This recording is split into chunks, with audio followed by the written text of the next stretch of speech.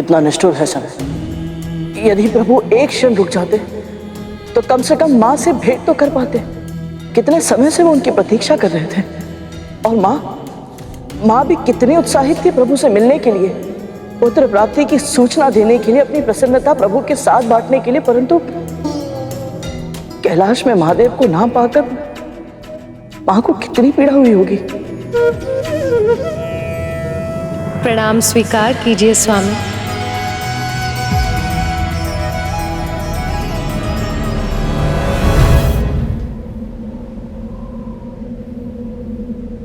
ये कैसी लीला रच रहे हैं आप।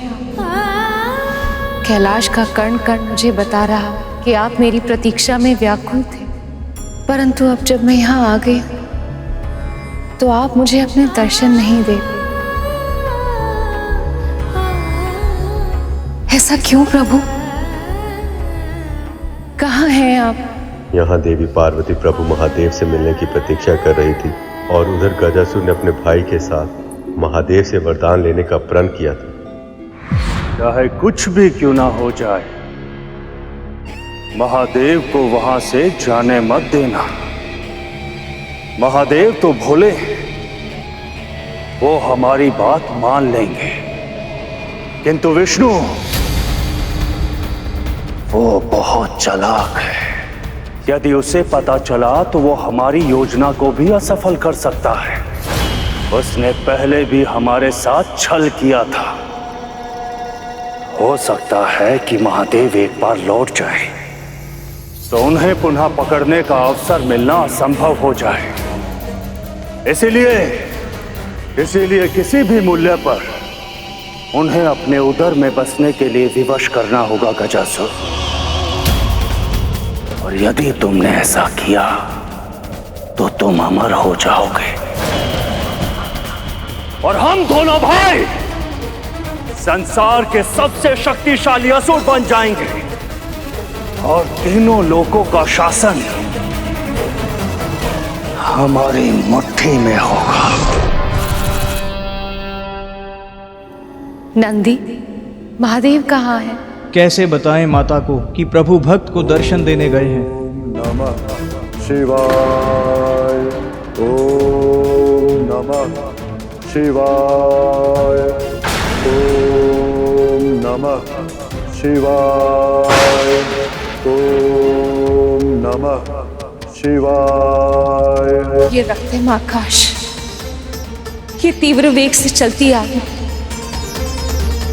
ये तो अशुभ के संकेत।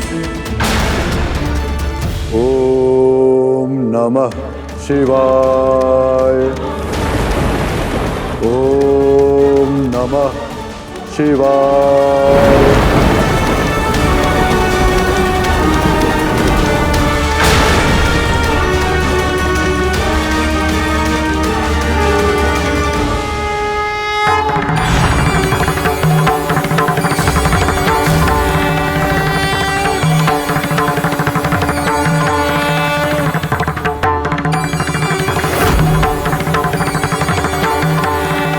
महादेव,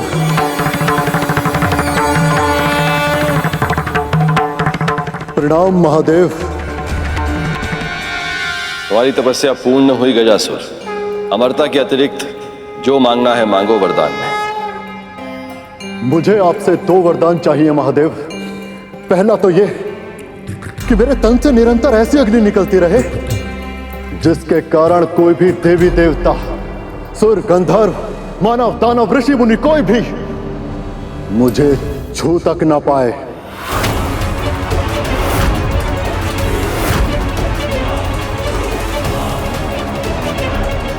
तथास्तु।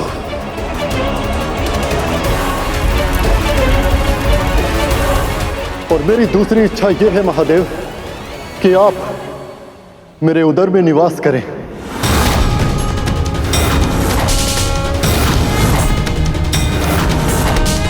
अब से यही आपका निवास स्थान होगा प्रभु, सदैव सदैव के लिए।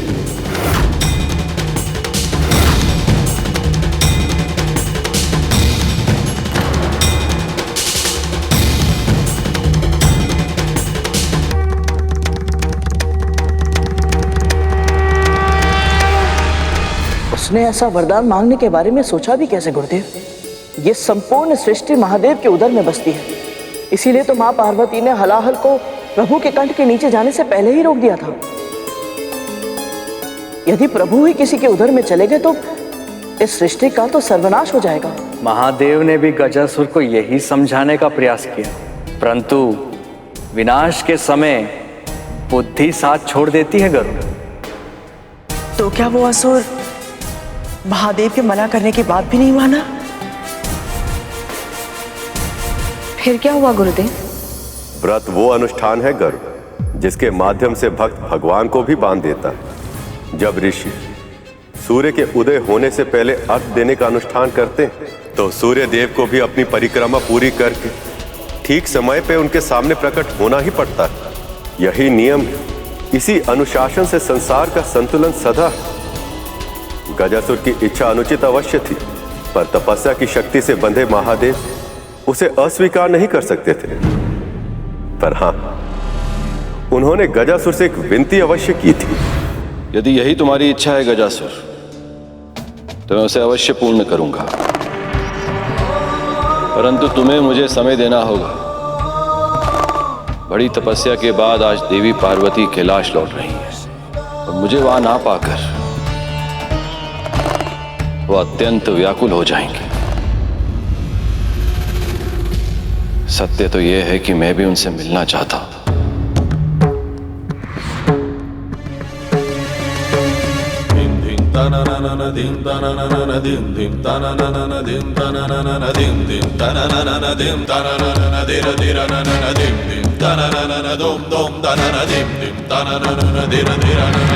भले ही मेरा मिलन एक क्षण का ही क्यों ना हो, भले ही उनसे मिलने के उपरांत मुझे यहां तुरंत लौटना पड़े। पार्वती शक्ति है मेरी। प्रभु से वियोग के कारण विचित्र सी बेचैनी का आभास हो रहा है मुझे उनसे भेंट करनी ही होगी। क्षमा कीजिएगा महादेव, परंतु यदि आपको यहां से जाने दिया तो बहुत बड़ा संकट उत्पन्न हो सकता है मेरे लिए, और मुझे अपने प्राण अत्यधिक प्रिय हैं। आपने मुझे वर दिया है महादेव, और आपको अपने वचन का पालन तो करना ही होगा। इसी क्षण से आपको मेरे उदर में निवास करना ही होगा प्रभु। गजासुर की मांग सुनकर समस्त संसार में त्राही त्राही मच गई। सब यही सोच रहे थे कि यदि महादेव ने गजासुर की मांग पूरी कर दी तो पार्वती से शिव का मिलन कैसे हो पाएगा। जब मैं आपको पति के रूप में पाना चाहती थी, तब मैंने आपके लिए 1 सहस्त्र वर्षों तक तपस्या की थी प्रभु। क्या मुझे पुत्र प्राप्ति के लिए इतनी लंबी प्रतीक्षा करनी होगी महादेव? मुझे क्षमा करना पार्वती, मुझे क्षमा करना पार्वती, मुझे क्षमा करना पार्वती, मुझे क्षमा करना पार्वती। कुछ बहुत ही अनुचित होने वाला है, बहुत ही भयंकर, बहुत ही विनाशकारी।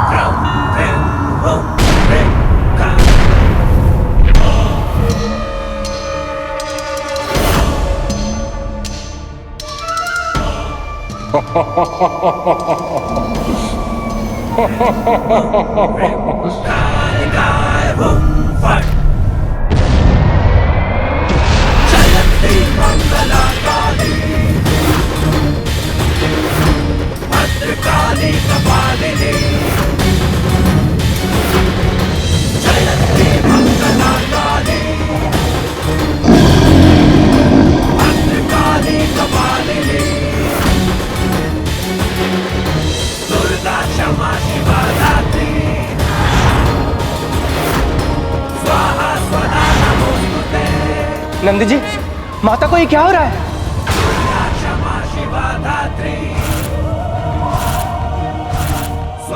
माँ के भीतर जो प्रेम की ऊष्मा थी वो अब क्रोध की ज्वाला बन रही है। माँ अपना रौद्र अवतार, दुर्गा अवतार ले रही है।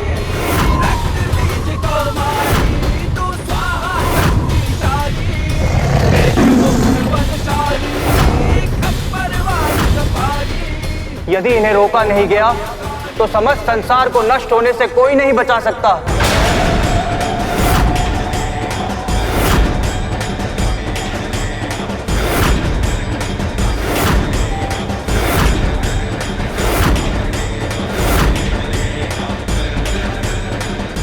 ब्रह्मा, विष्णु प्रकट हो।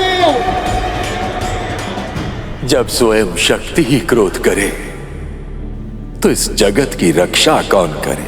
सखी पार्वती के क्रोध को शांत करने की क्षमता केवल महादेव में है, ब्रह्मदेव। और अब वही गजासुर के उदर में है। ऐसे में कौन शांत करा सकता है इन्हें? मैं नहीं जानता मैं इन्हें शांत कैसे करूं। हम सब साक्षी हैं। जब महादेव को देवी पार्वती का विरह सहना पड़ा था तो सभी प्राणी त्राही त्राही कर उठे थे। ऐसा तांडव हुआ था कि यह संसार विनाश के द्वार पर आ खड़ा था। देवी पार्वती भी महादेव की अर्धांगिनी है, उनकी शक्ति है। इसलिए जब इन्हें क्रोध आएगा तो वो क्या करेंगे ये मैं भी नहीं जानता।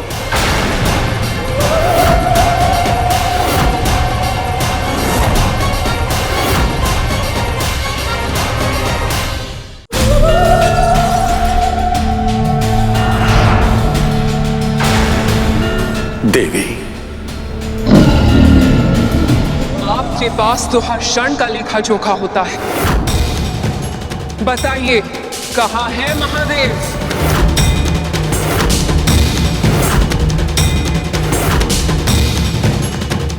गजासुर ने भोलेनाथ से वरदान मांगकर उन्हें विवश कर दिया है देवी, और लिंग रूप में परिवर्तित करके अपने उदर में बसा लिया है।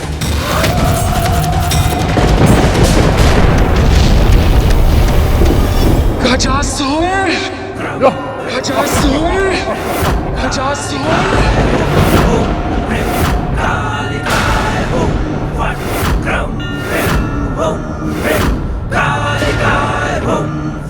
शांत हो जाइए देवी, क्रोध का त्याग कीजिए। इस संसार में सब आपकी ही तो संतानें, उनके बारे में सोचिए देवी। आपके इस रौद्र रूप से सब नष्ट हो जाएगा। शांत हो जाइए। कितने निष्ठुर हैं आप! आप तो इस संसार के संचालक हैं और फिर भी आपने मेरे साथ इतना बड़ा अन्याय कर दिया। मुझे मनवांछित वरदान तो दिया, पर मेरे पति की, अपने सखा महादेव की रक्षा नहीं की आपने।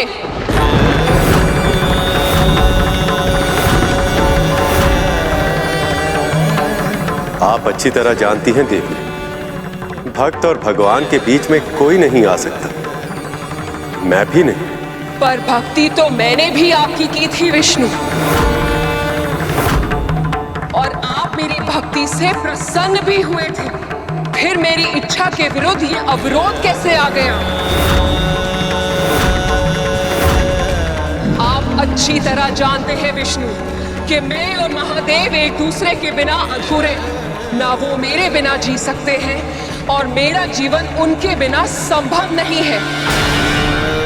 ये भूल आपसे हुई है विष्णु, आपसे हुई है विष्णु, आपसे हुई है विष्णु, और अब आपको ही इसे सुधारना होगा, और अब आपको ही इसे सुधारना होगा।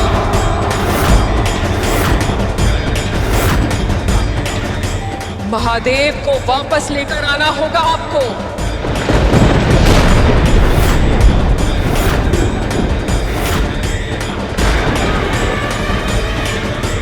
देवी, मैं कैसे? क्यों और कैसे का उत्तर आप स्वयं खोजिए विष्णु, पर कब का उत्तर मैं आपको अवश्य दूंगी। मंगल स्नान के बाद मेरी पूजा समाप्त होने से पहले तक यदि महादेव मेरे पास वापस नहीं आए तो मैं आपकी प्रतीक्षा नहीं करूंगी। स्वयं उस गजासुर का वध करके अपने पति को मुक्त कराऊंगी मैं।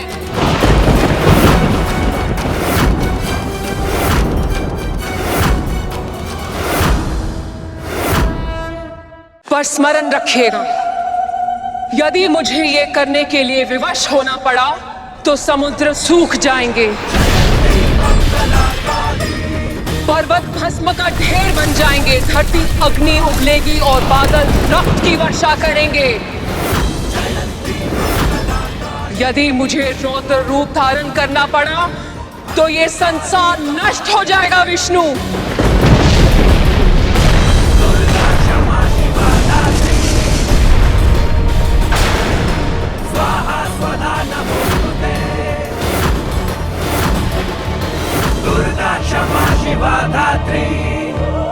और ये आप भी जानते हैं कि मेरे उस अवतार के क्रोध पर महादेव के अतिरिक्त और कोई नियंत्रण नहीं पा सकता, स्वयं मैं भी नहीं।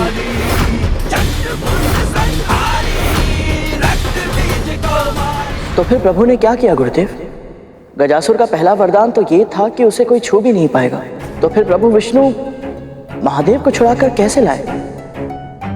प्रभु विष्णु के लिए समस्या केवल गजासुर नहीं था, उसका भाई गजमुखासुर भी था, जो सृष्टि में अंधेरा होते ही समझ गया था कि उसके भाई की तपस्या पूरी हो गई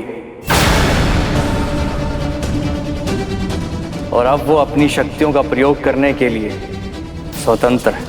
संसार पर ऐसी भीषण विपदा आ पड़ी थी जो ना तो किसी ने कभी देखी थी और ना ही सुनी थी। प्रभु विष्णु और ब्रह्मदेव के पास इन दोनों समस्याओं में से किसी का भी समाधान नहीं था और समय उनके हाथों से सूखी रेत की तरह फिसलता जा रहा है।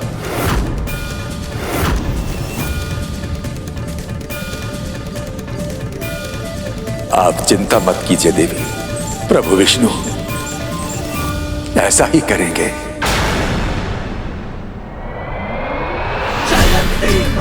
हाँ देवी, जो आवश्यक होगा वो सब करूंगा, पर महादेव को वापस अवश्य लेकर आऊंगा, समय से पहले और किसी भी मूल्य पर। भद्रकाली कपालिनी दुर्गा क्षमा शिवा दात्री स्वाहा स्वधा नमोस्तुते। देवी पार्वती को मैंने वचन तो दे दिया, किंतु गजासुर को मिले वरदान के कारण उसे हराना असंभव। पर यदि देवी पार्वती के मंगल स्नान के पूर्ण होने से पहले मैंने अपना वचन पूर्ण नहीं किया तो इसका परिणाम पूरे संसार को भोगना पड़ेगा। प्रभु विष्णु और ब्रह्मदेव के पास इन दोनों समस्याओं में से किसी का भी समाधान नहीं था और समय उनके हाथों से सूखी रेत की तरह फिसलता जा रहा था, क्योंकि देवी पार्वती अपना मंगल स्नान आरंभ कर चुकी थी।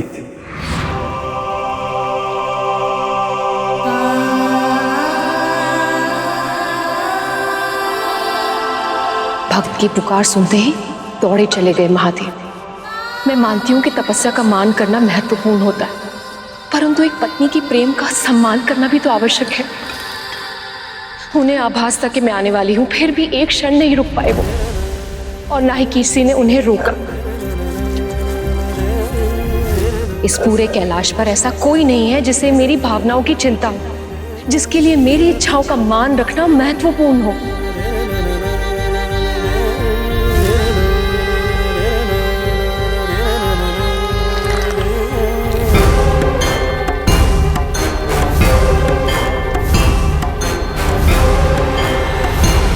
अब जो मेरा पुत्र होगा वो मेरी हर आज्ञा का पालन करेगा।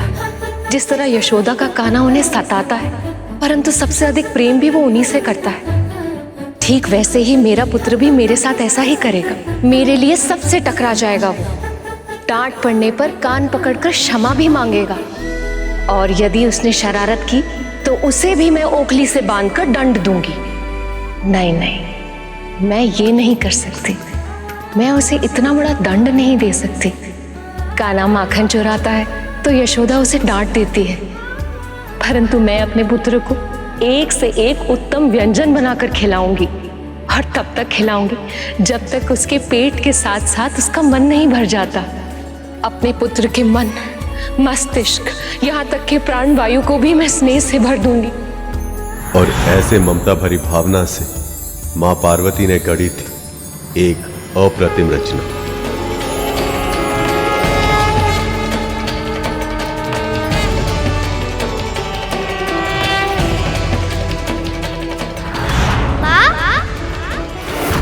अभी जो मैंने अनुभव किया, क्या था वो? माँ? माँ?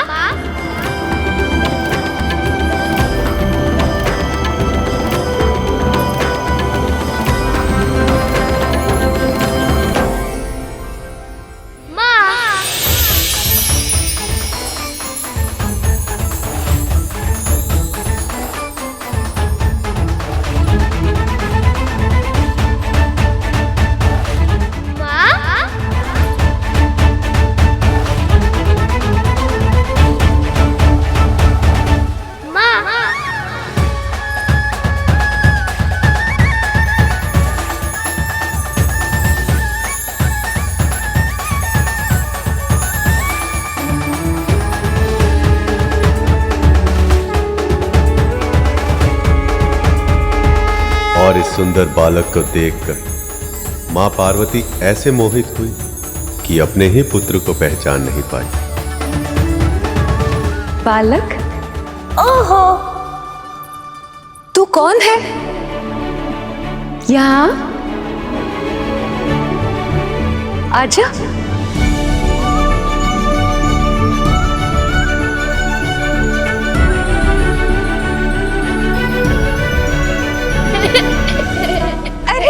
बालक रुक तो। अरे बता तू कौन है तू? अपने नन्हे नन्हे पगों से यूं ठुमक ठुमक के मेरे हृदय में ही प्रवेश कर लिया तूने तो। रुक रुक जा मेरा पुत्र। हाँ माँ, मैं आपका ही पुत्र हूँ, आपकी हृदय से जन्मा हूँ, केवल आपके लिए इस संसार में आया हूँ। अब से आपकी सेवा ही मेरा सुख, और आपका सुख ही है मेरा उद्देश्य। एक माँ के लिए सबसे बड़ा सुख होता है अपनी संतान से प्रेम और अनुराग पाना। माँ पार्वती को भी यही प्रसन्नता थी कि अब कोई कैलाश में उनके दुख और सुख का ध्यान रखने वाला आ गया है।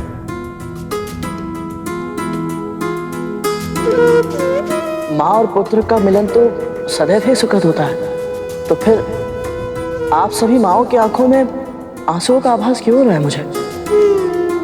यही तो इस संबंध की विशेषता है गर्ग। वैसे तो देवी पार्वती शक्ति स्वरूपा महादेव के साथ अर्ध नारीश्वर है, अपने आप में हर तरह से संपूर्ण, किंतु जब एक स्त्री मां बनती, अपनी संतान को अपने वश से लगाती, तो उस समय उसे जिस पूर्णता, जिस सुख का आभास होता है, वो केवल एक मां ही समझ सकती है। इस पूरे संसार में एक स्त्री का अपनी संतान को जन्म देने से अधिक सुंदर, अधिक अलौकिक और कुछ भी नहीं कर। और गणेश तो केवल और केवल देवी पार्वती से ही उत्पन्न हुए थे। पर महादेव का क्या हुआ? वो तो अपने पुत्र के जन्म के समय ही उपस्थित नहीं रह पाए। हाँ गुरुदेव, प्रभु विष्णु ने तो वचन दिया था कि माँ पार्वती के मंगल स्नान के बाद उनकी पूजा समाप्त होने से पहले वो महादेव को ले आएंगे। तो फिर उन्होंने अपना वचन पूरा कैसे नहीं किया? गरुड़ सही प्रश्न पूछ रहा है।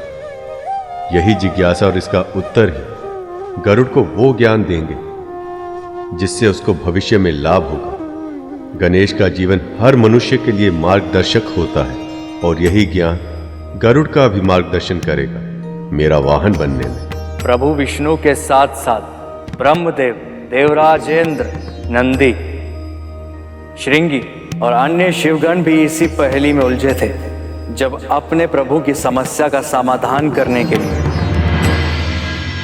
देव ऋषि नारद वहां आए। नारायण नारायण। महादेव को अपने उदर में बसाकर गजासुर स्वयं को अमर समझने लगा है प्रभु, और उसने घोषणा की है कि अब वो तीनों लोकों का स्वामी है। आज अपना राज्याभिषेक कर रहा है वो, जिसमें उसने स्वर्ग की अप्सराओं और गंधर्वों को गायन के लिए आमंत्रित किया है। यदि देवराज ने इस आमंत्रण को अस्वीकार कर दिया तो इसे वो अपनी सत्ता की चुनौती समझेगा और कल ही स्वर्ग पर आक्रमण कर देगा। नारायण नारायण। प्रभु, यदि ऐसा हो गया तो स्वर्ग को बचाना असंभव होगा, क्योंकि जब तक उसके उदर में महादेव विद्यमान है उसे हराना संभव ही नहीं है। प्रभु, अब हम क्या करें प्रभु? जिसे आप समस्या समझ रहे हैं देवराज, वही तो अवसर है। यदि गजासुर चाहता है कि कला का प्रदर्शन हो तो अब ऐसा ही होगा।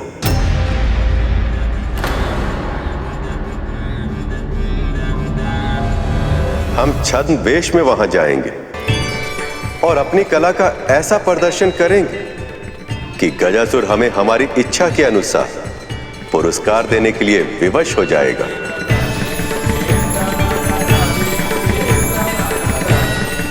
आपकी योजना अद्भुत है, अद्भुत है प्रभु, अद्भुत।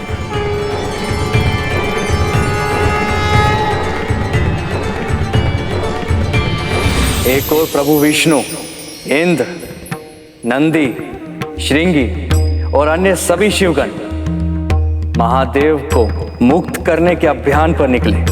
वहीं दूसरी ओर वैकुंठ में देवी लक्ष्मी और देव ऋषि नारद को मां पार्वती की हंसी का स्वर सुनाई दिया। जब उन्होंने कैलाश की ओर देखा तो चकित रह गए। रुक जा। माँ, मैं जो समझ रहा हूं क्या वो सत्य है? पूरी तरह सत्य है देवर्षि। इस बालक ने सखी पार्वती के हृदय से जन्म लिया है।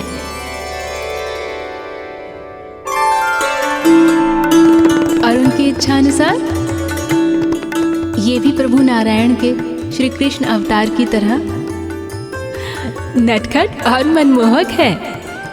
सत्य सखी, फिर तो इस बालक को मैं निकट से देखूंगी।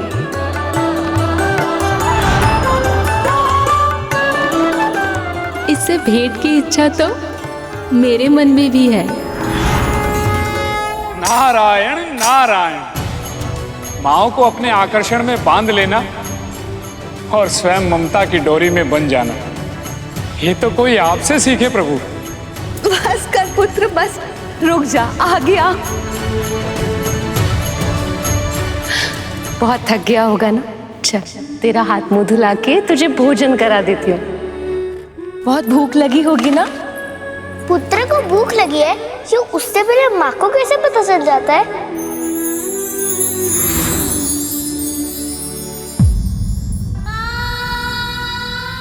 ले गरुड़, भूख लगी होगी ना? भर पेट भोजन करना। बढ़ते तन को पोषण की आवश्यकता होती है। मेरी माँ को भी ऐसा ही आभास होता है। हर माँ का हृदय चाहे वो माँ पार्वती हो या मेरी माँ विंता, सबका हृदय एक समान होता है। पुत्र, सभी माताएं गणेश के पास पहुंची।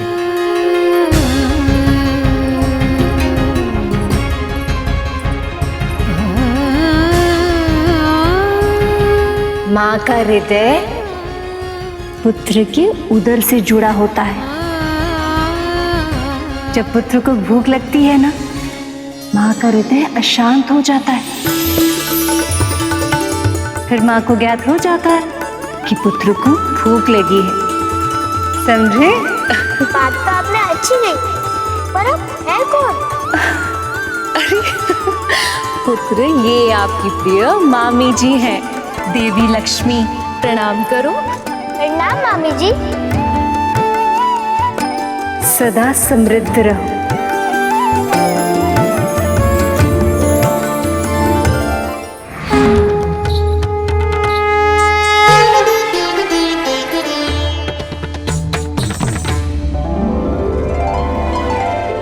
और पूरा ब्रह्मांड गणेश को अपने पुत्र की भांति प्रेम दे रहा था, आने वाले विपदा से बिल्कुल अनजान।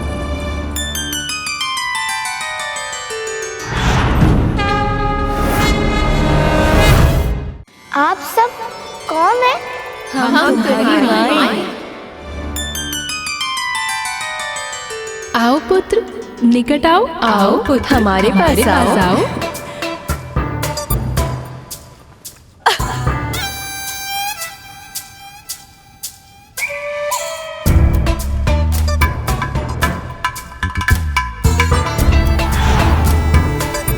तो कैलाश में ऐसा कोई आ ही गया।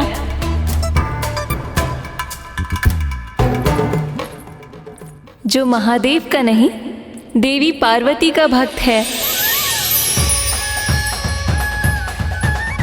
बधाई हो देवी, आपकी तपस्या का फल आपको मिल ही गया।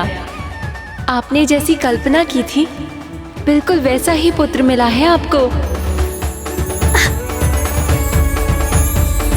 पुत्र, आगे आओ।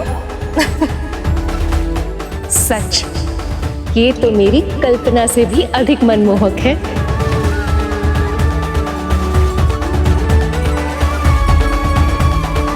उस बालक ने न केवल देवी पार्वती बल्कि सभी माओं का मन मोह लिया। उधर प्रभु विष्णु कथावाचक का छद्म वेश धारण करके देवराज इंद्र, नंदी, श्रृंगी और अन्य शिवगणों के साथ गजासुर की राजसभा के निकट जा पहुंचे। माता पार्वती से किया वचन निभाने और महादेव को गजासुर के उदर से निकालने। वो देख रहे हैं आप सब, वही है गजासुर का स्वर्ण महल।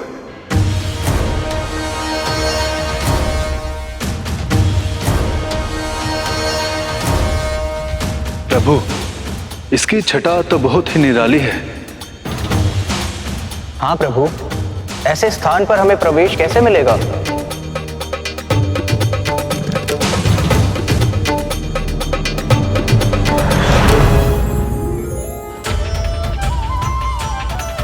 विलक्षण प्रभु, विलक्षण। ये रूप विलक्षण है। बस अब यही आशा है प्रभु कि जिस कार्य की सिद्धि के लिए ये रूप धारण किया है वो पूरा हो जाए। हम महादेव को निश्चिंत ही मुक्त कराएंगे।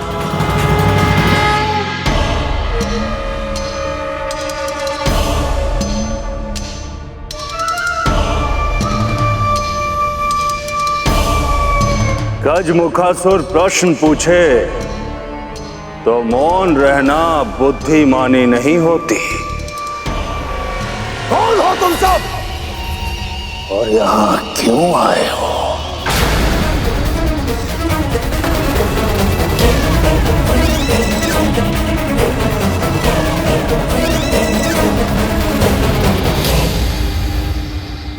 हम महादेव को मुक्त कराने आए, किंतु ये बात तुझ मूर्ख को समझ नहीं आएगी गजासुर।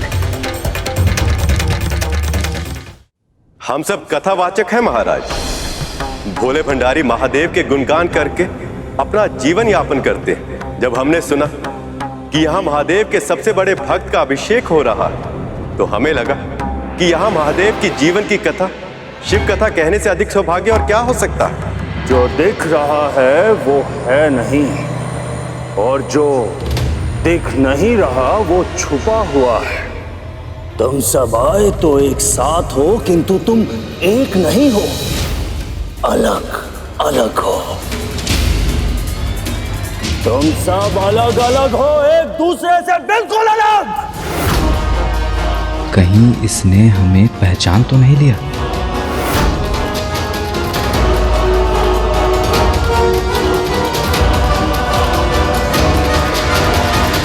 आप सही कह रहे हैं महाराज,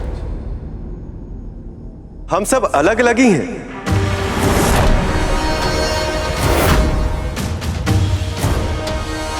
यदि हमें कुछ एक समान है तो वो है महादेव के प्रति हमारा प्रेम, हमारी शिव भक्ति।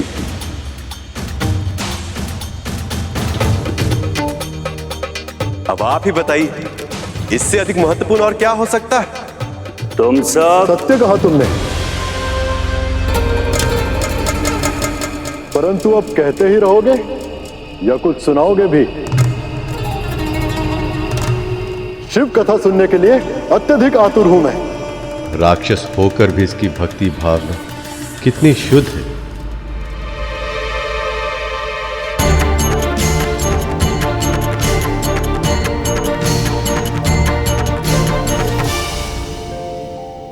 बड़ा विचित्र जग का शासन, बड़ा विचित्र विधान।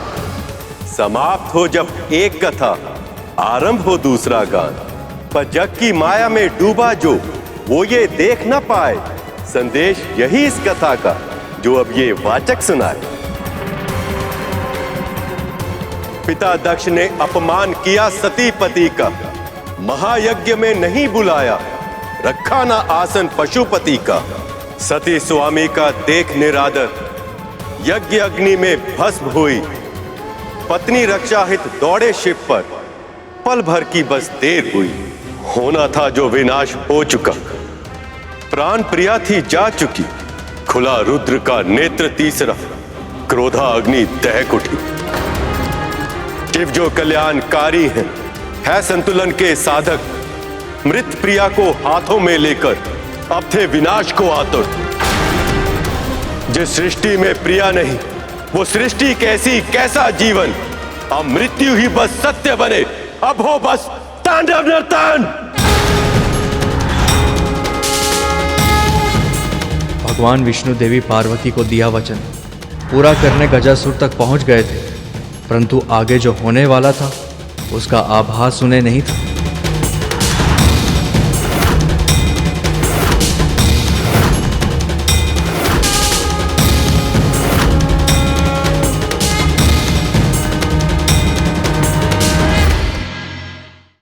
एक ओर प्रभु विष्णु अपनी योजना को सुदृढ़ कर रहे थे, तो दूसरी ओर मां पार्वती और उनके पुत्र के बीच स्नेह संबंध का सूत्र और भी सुदृढ़ होता जा रहा था। आप सब मेरे पुत्र के जन्म के शुभ अवसर पर मेरी प्रसन्नता को साझा करने आए हैं। इसके लिए मैं आप सबको बहुत बहुत धन्यवाद कहती हूँ।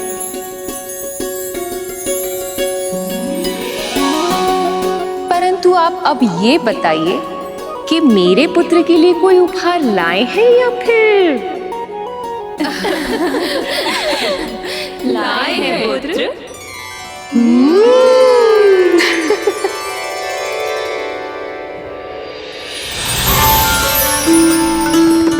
पुत्र, ये सारे वस्त्र आपके लिए हैं। इसमें से जो प्रिय लगे उसे चुन लो।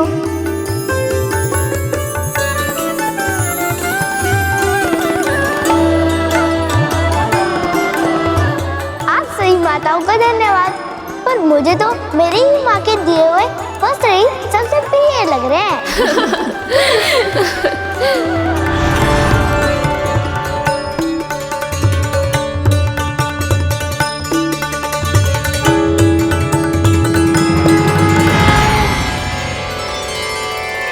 फूलों का श्रृंगार रूप सज्जा के लिए आवश्यक होता है पुत्र। स्वयं चुनो, इनमें से कौन से पुष्प सबसे अधिक प्रिय हैं तुम्हें।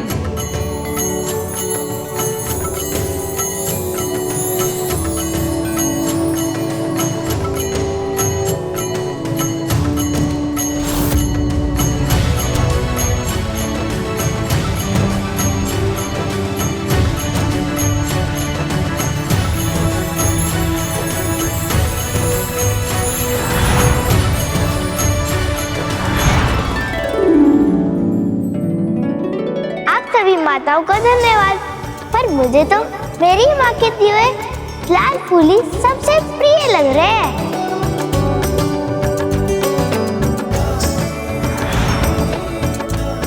सखियों, पुत्र को ज्ञात है कि सखी पार्वती क्या उपहार देने वाली है, और उस उपहार के सामने ये हमारा उपहार का चुनाव कभी नहीं करेगा।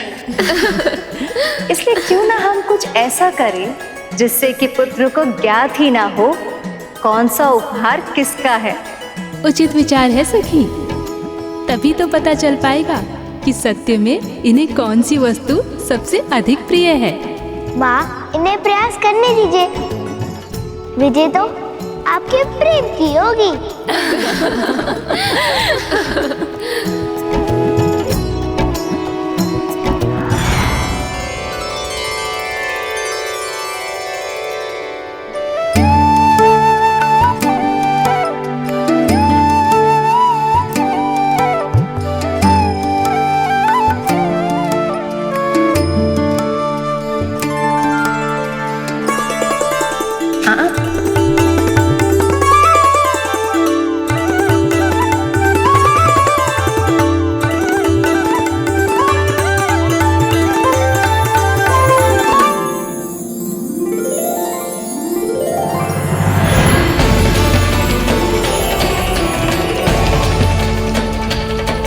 ये तो पकवान की सुगंध है।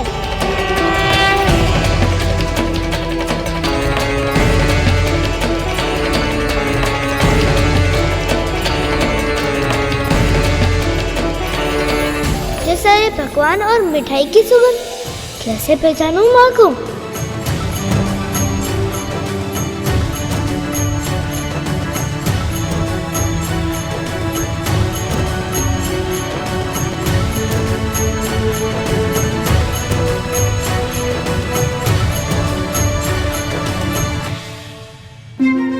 हलवा, चतुर चतुर चतुर चतुर ज्ञानी, गाजर का हलवा, पर मुझे तो मेरी माँ के हाथ के बने हुए ही चाहिए।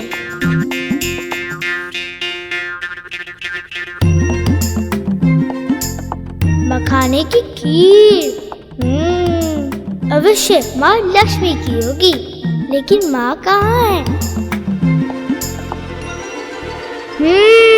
लड्डू।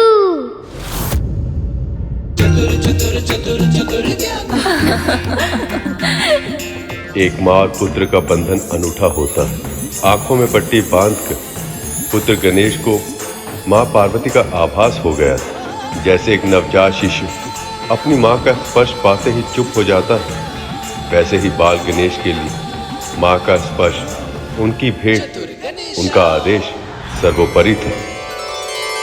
मान गए पुत्र तुम्हें। तुम्हारी माता के साथ तुम्हारे संबंध सूत्र सच में बहुत प्रगाढ़ हैं। या कहना चाहिए कि तुम अपनी माता के भक्त हो। आप सब जो भी गए, पर एक सत्य ये भी है कि मुझे बहुत जोर से भूख लगी है, और आप सबने जो उपहार दिए उसे मैं वैध थोड़ी ना जाने दूंगा। सब कुछ खाऊंगा मैं।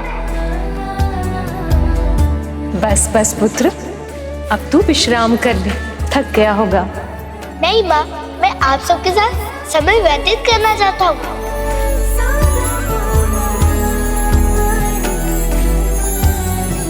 वो थक माँ गई हैं और विश्राम करने के लिए मुझे कह रही हैं। दर्शन देने के लिए आप सभी का बहुत बहुत धन्यवाद, पर अब मेरी माँ को विश्राम करने की आवश्यकता है।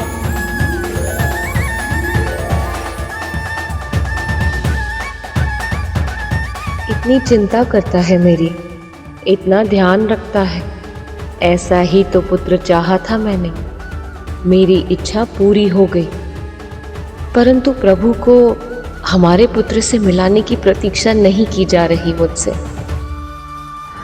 कैलाश में देवी पार्वती को लग रहा था जैसे इस पुत्र ने जन्म लेते ही उनके सब दुख हर लिए, और उधर पाताल में प्रभु विष्णु गजासुर के सामने महादेव और देवी पार्वती का प्रसंग सुनाकर महादेव को गजासुर के उदर से निकालने का प्रयास कर रहे थे। शिव की पीड़ा असहनीय थी, प्रिया से अनंत विरह की वेदना उनके तन के कण कण से क्रोधाग्नि बनकर फूट रही थी। साक्षात मृत्यु नृत्य कर रही थी। मानो ऐसा लग रहा हो जैसे हर बीते क्षण के साथ प्रलय निकट आ रही। महादेव का संताप विनाश का उद्घोष बन चुका था। संसार का संहार होने ही वाला था। उन्हें रोकना आवश्यक था, किंतु किसी को यह आभास तक नहीं था कि इस असंभव कार्य को संभव कैसे बनाया जाए। तब संसार के संचालक विष्णु सामने आए और उन्होंने कुछ ऐसा किया जो अकल्पनीय था। क्या क्या किया विष्णु ने? अपने सुदर्शन चक्र से उन्होंने देवी सती के मृत तन के 52 भाग कर दिए। वो 52 भाग भारतवर्ष के विभिन्न स्थानों पर जाकर गिरे, जिनसे बने 52 शक्ति पीठ। वही शक्ति पीठ जो देवी सती के प्रखर और प्रेम पूर्वक जीवन के ज्वलन स्मृति चिन्ह के रूप में आज भी विद्यमान है। उधर विष्णु के कल्पनातीत कार्य के बाद महादेव ने अपना तांडव तो रोक दिया और उससे संसार की रक्षा भी हो गई, किंतु महादेव का हृदय अब भी शोक से व्याकुल था। सती के रूप में अपनी शक्ति, अपनी आत्मा खो दी थी उन्होंने, और उनके बिना अर्धनारीश्वर अधूरे थे। शिवा और शक्ति को तो मैंने भी अलग किया है, तो क्या संकट मेरे ऊपर भी आ सकता है? अब आप विश्राम कीजिए माँ। जिस तरह थोड़ी देर पहले तू भाग रहा था ना ताकि मैं तुझे पकड़ ना पाऊं, ठीक वैसे ही मेरी नींद भी भाग गई है तेरी मनमोहक बातें सुनकर। इसीलिए तू अब मेरी चिंता छोड़ और ये बता क्या करना चाहता है तू? गोद में आए विघन हरता। अच्छा, तो झूला झूलना है तुझे? आजा फिर। प्रेम लुटाती प्रथम आप बैठिए माँ। अरे उसे बनाती। अरे पुत्र तो तू है, झूला तो मुझे झुलाना चाहिए तुझे बिठाकर, नहीं तो तू थक जाएगा ना। आपकी सेवा करके मैं थक जाऊं, ऐसा कभी भी नहीं होगा। नारायण नारायण, आपका पुत्र तो बहुत ही विलक्षण है माँ। ये तो केवल आपके ही सुख के बारे में सोचता रहता है। प्रणाम देवर्षि। प्रणाम देवर्षि। आ गया। बहुत ही उचित समय पर आए हैं आप। आप शीघ्र ही इसे आशीर्वाद भी दे दीजिए। अवश्य माँ।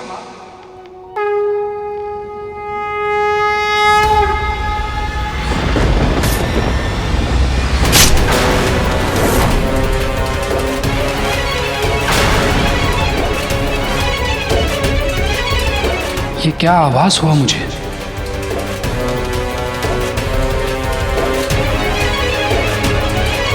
मुझे वरदान दीजिए कि मेरी मृत्यु केवल उसी के हाथों हो पाए जिसका जन्म केवल और केवल माता से हुआ हो, जिसके पिता ने स्वयं उसका शीश काटकर पुनः जोड़ा हो।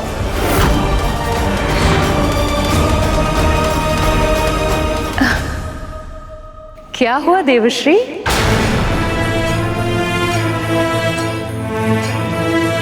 माँ को कैसे बताऊं कि मैं इनके पुत्र को दीर्घायु होने का आशीर्वाद क्यों नहीं दे सकता?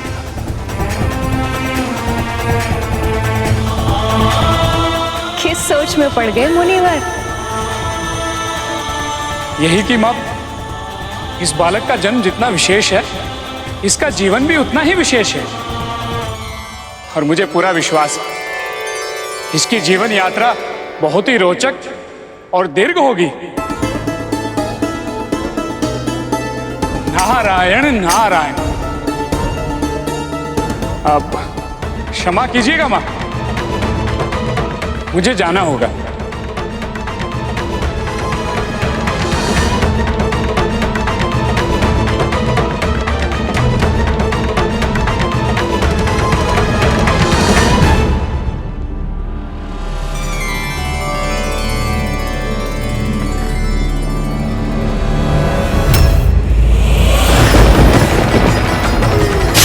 जो मैंने देखा क्या वो सच में घटित होगा? यदि ऐसा हुआ तो माँ की प्रतिक्रिया क्या होगी? ये क्या आभास हुआ मुझे? एक माँ से कैसे कहूँ कि उसके संतान की आयु अधिक नहीं है? अगर ऐसा हुआ तो माँ शक्ति ये वियोग नहीं सह पाएगी। इसके परिणामों की चर्चा किसके साथ करूं? प्रभु नारायण भी अभी अपने लोक में नहीं है।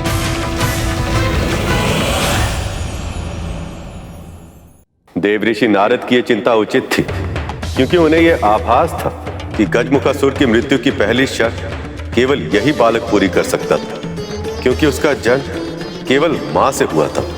किंतु उसकी मृत्यु की दूसरी शर्त को पूरा कर पाना अभी संभव नहीं था, क्योंकि उनका सिर हाथी का नहीं था, और जब तक महादेव गजासुर के उदर में थे ऐसा हो पाना भी संभव नहीं था। आपके कहने का अर्थ यह है गुरुदेव, यदि महादेव गजासुर के उदर में रहते तो संसार संकट में आ जाता, और यदि बाहर आ जाते तो उनके पुत्र के प्राण संकट में पड़ जाते। फिर क्या हुआ गुरुदेव? मां पार्वती अपने पुत्र पर आने वाले संकट से अनभिज्ञ थी।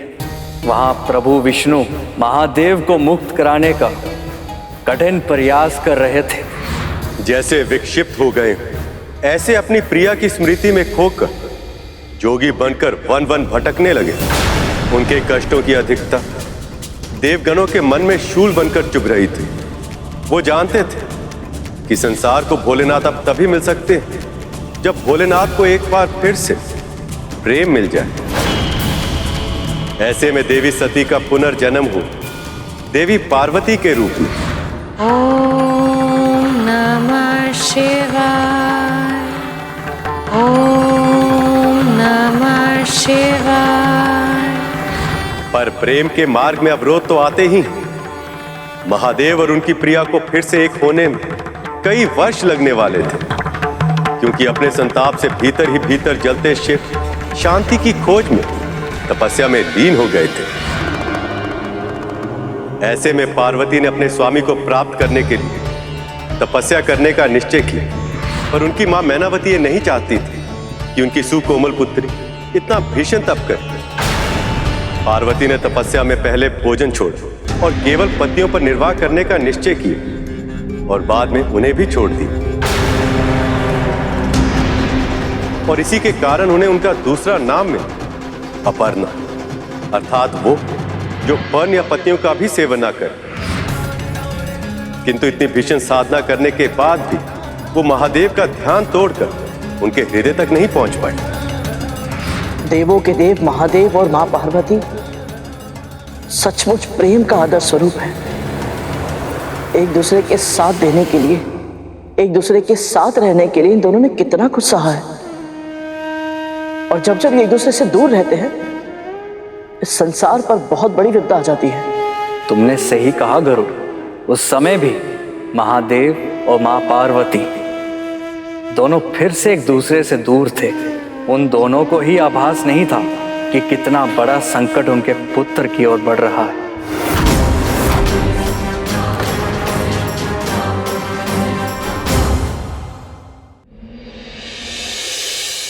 बहुत ही सुंदर रूप पाया है उसने, सलोना सा मुख, नटखट इतना कि पूछे ही मत।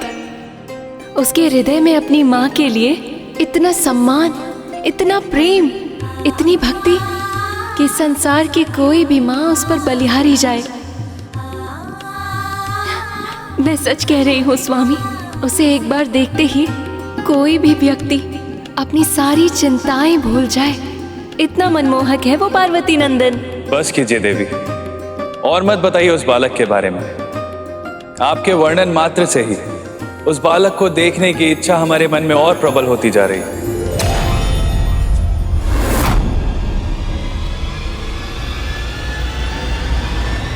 पर देखूंगा तो अनिष्ट हो जाएगा। पर वो तो तब होगा ना स्वामी, जब आप सीधे अपनी दृष्टि उस पर डालेंगे। पर यदि आप किसी वस्तु की ओट से उसे छिपकर देखेंगे तब तो ऐसा कुछ नहीं होगा। परंतु देवी, कई शताब्दियों के बाद ऐसा बालक जन्म लेता है स्वामी। उसके दर्शन करके ही मेरे चित्त को बहुत सुख मिला, और केवल सुख ही नहीं, सत्य तो ये है कि मैंने उसे देखते ही मेरे भीतर ममता का अनुभव किया।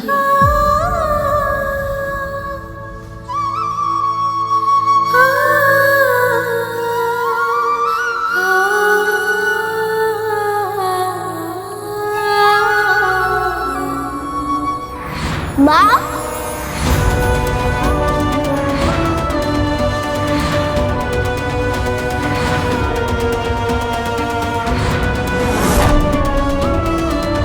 क्या वो बालक सच में इतना गुणवान है? अब तो उनके समक्ष जाकर उसे देखना ही होगा मुझे।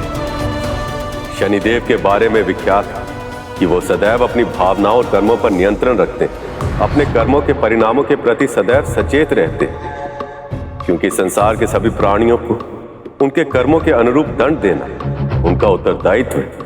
पर इस बालक के बारे में जानकर वो भी स्वयं को रोक नहीं पाए, किंतु जिस शनि की दृष्टि से सारा संसार बचता है, वह स्वयं बाल गणेश की एक झलक के लिए कैलाश की ओर बढ़ रहे। किंतु नारद अभी भी गणेश को देखकर भविष्य की चिंता में थे। वो दृश्य विधाता की किसी बड़ी योजना का भाग है या फिर अनिष्ट का संकेत?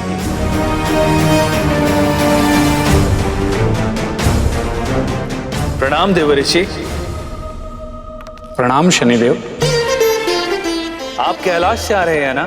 क्या माँ पार्वती का पुत्र सच में बहुत विशेष है? वो संसार के सभी बालकों के गुणों को अपनी कल्पनाओं के सांचे में ढालकर उसका सृजन किया है माँ ने। वो मनमोहक है, सम्मोहक है, मधुर वाणी, विशाल आंखें, लंबी लंबी भुजाएं और उत्तम विचारों की मूर्ति है वो। इस पूरी सृष्टि में भला उस बालक से अधिक विशेष और कौन हो सकता है? देव ऋषि की बातों ने मेरा संकल्प और भी दृढ़ कर दिया। धन्यवाद महर्षि। नारायण नारायण।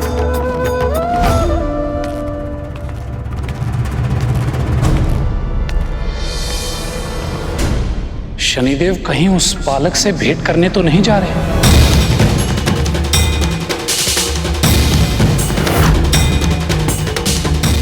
क्या उस बालक पे सच में कोई संकट तो नहीं आने वाला है? और मैंने शनिदेव को उस बालक के बारे में बताकर उचित किया या अनुचित?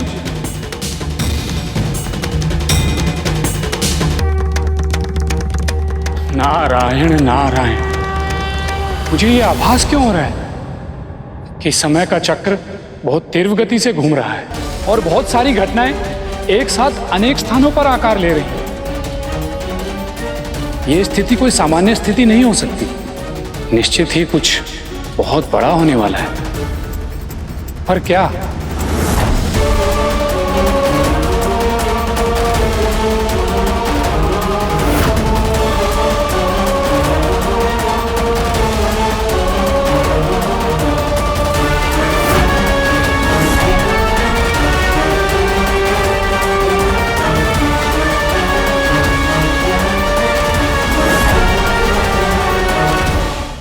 पर केवल शनिदेव ही माया के जाल में नहीं फंस रहे थे। गजासुर और गजमुखासुर दोनों ही प्रभु विष्णु के बनाए जाल में फंस चुके थे।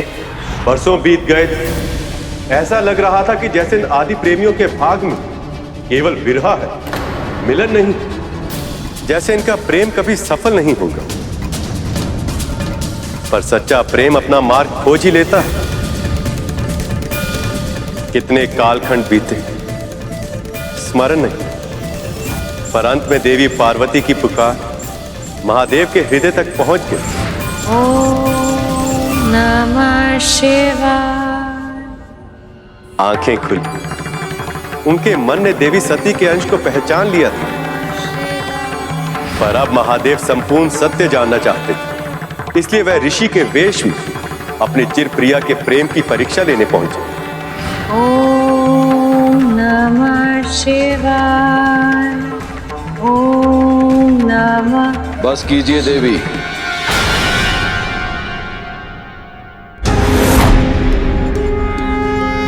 कौन है ये साधु ऋषि और मेरी शिव भक्ति में विघ्न क्यों कर रहे हैं? रोक दीजिए तपस्या। आप एक ऐसे व्यक्ति के साथ विवाह कैसे कर सकती हैं जो एक यावर का जीवन जीता है, जिसके पास आप जैसी रूपवती राजकुमारी को देने के लिए उपहार में और कुछ है तो बस दुर्गम कैलाश की चोटी, जहां हर समय मां भयंकर अस्थियां हिला देने वाली शीत का प्रभाव बना रहता है, जो हर समय भूत प्रेत, पिशाच, निशाचर, बैलों और नागों जैसे पशुओं से घिरा रहता है। आप अपने महलों का सुखी जीवन छोड़ के एक ऐसे व्यक्ति के साथ विवाह करके अपने जीवन को सदैव के लिए दुस्वप्न क्यों बनाना चाहती हैं? बस कीजिए ऋषिवर।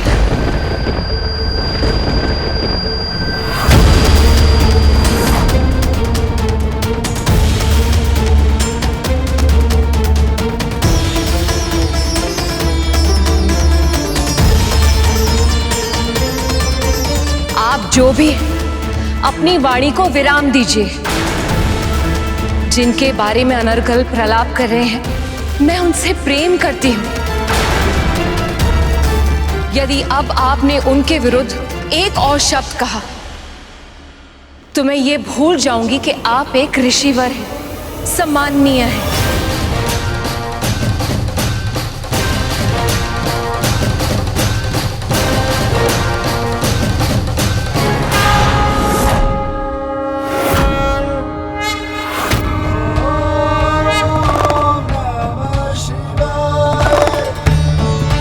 उस क्षण देवी पार्वती के लिए समय मानो थम सा गया था। उन्हें आभास हो गया था कि शिव से उनका मिलन होने को।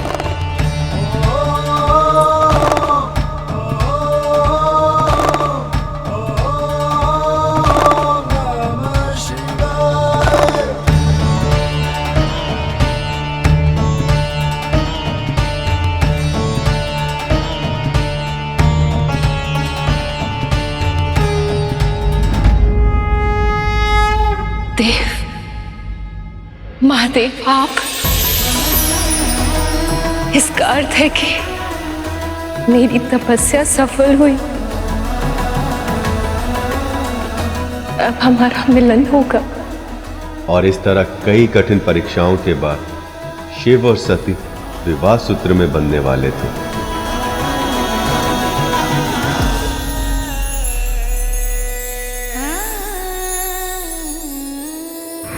महादेव की जैसी बारात पूरी सृष्टि में कोई और बारात ना आज तक हुई है और ना ही कभी भविष्य में होगी, जिस समारोह में वह एक बैल पर सवार हो, भूत प्रेत, पिशाच, निशाचर जैसे विशेष अतिथि हो, जहां देवता और दानव बिना झगड़ा किए एक साथ सम्मिलित हो।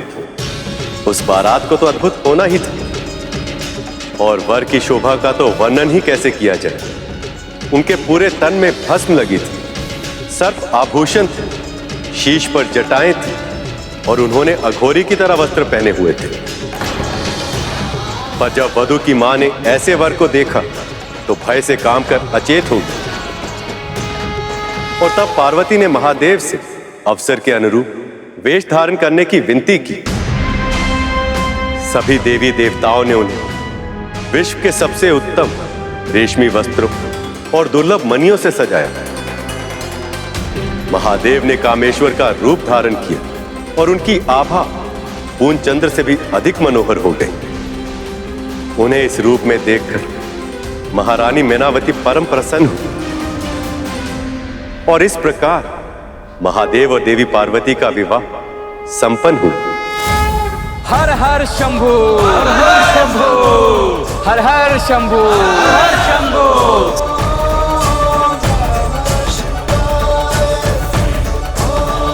अब शीघ्र ही महादेव और माता शक्ति की विरह के दर्द की करुणा में गजासुर स्वयं महादेव को मुक्त कर देगा। जहां एक और प्रभु विष्णु की योजना पूरी होने वाली थी, वहीं नियति शनि देव को कैलाश की ओर ले जा रही थी।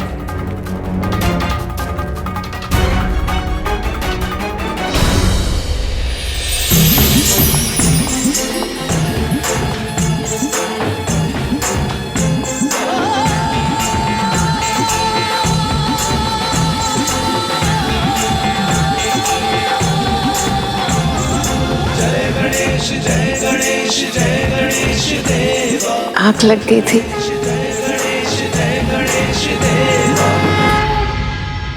पुत्र, मुझे कितनी देर हो गई सोते सोते? कितने पैर बीते उसका तो पता नहीं माँ, पर कुछ देर अवश्य हो गई है। तो तूने मुझे जगाया क्यों नहीं? इतनी देर से ऐसे ही बैठा रहा। कितनी असुविधा हुई होगी तुझे। यदि मैं आपके गोद में ऐसे सर रख के सो जाता तो क्या आपको असुविधा होती? पार्वती के मन असुविधा का तो प्रश्न ही नहीं उठता। मुझे तो सुख की अनुभूति होगी। बस माँ, बिल्कुल वही अनुभूति मुझे भी हुई है। मेरी सहायता से आपको तनिक विश्राम मिल पाए, ये मेरे लिए असुविधा नहीं, बहुत सुख की बात है माँ। आज अब तू सो जा मेरे पास, आजा। हाँ, प्रथम देवता जग में उसे बनाती।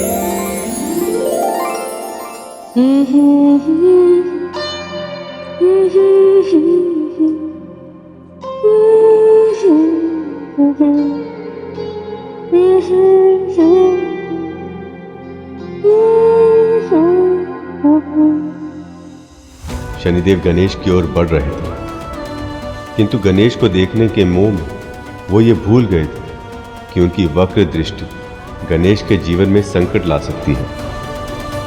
मन चाहता है कि आगे बढ़ता जाऊं, मस्तिष्क कहता है कि वापस लौट जाऊं, और ये पग हैं कि रुकने का नाम ही नहीं लेते। ऐसे में क्या करूं मैं?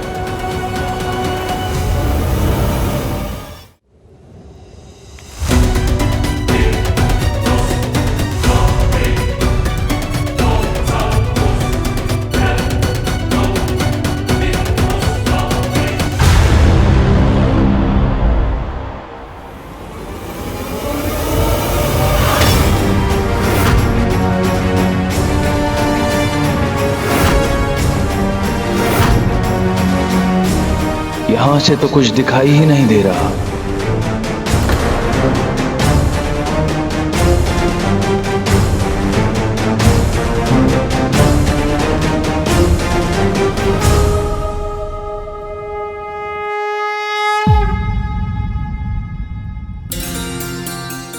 चंद्र का प्रकाश तेरे विश्राम में विघ्न पहुंचा रहा होगा।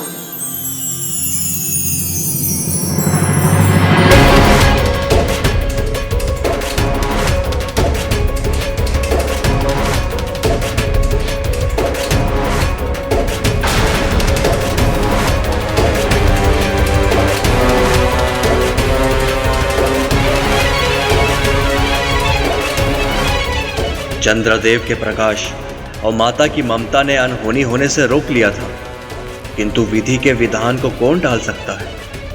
शनि की दृष्टि से बाल गणेश भी नहीं बच पाए।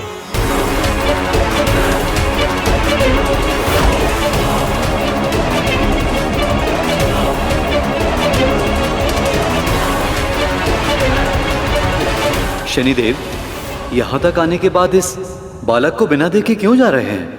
चंद्रदेव, मैं वो भाग्यहीन हूं जो किसी को नहीं देख सकता, इस बालक को भी नहीं।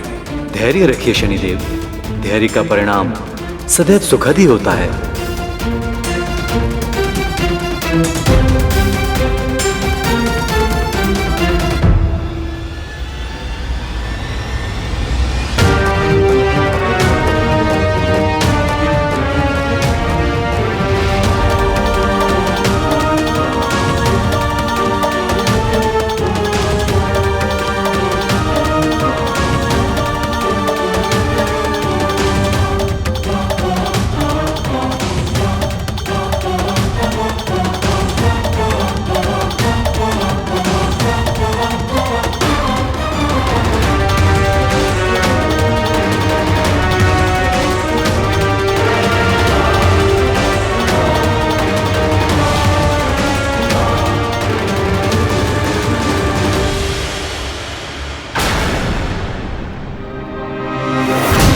काली छाया।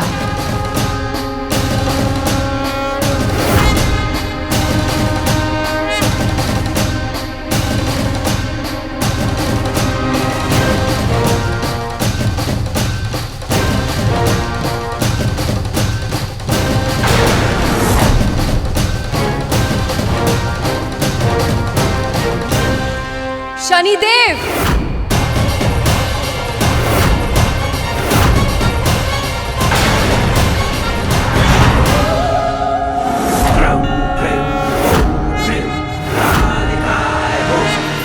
वक्र दृष्टि से मेरे पुत्र को देखने का साहस भी कैसे किया आपने?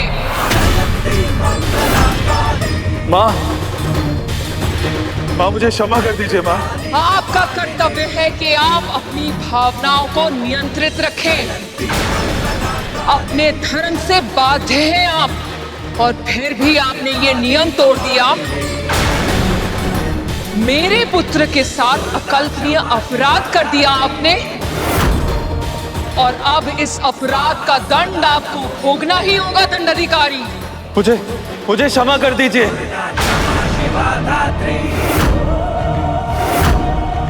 स्वाहा स्वधा नमोस्तुते।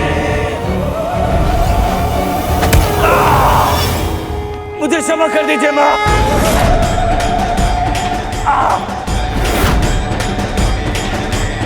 मुझे क्षमा कर दीजिए।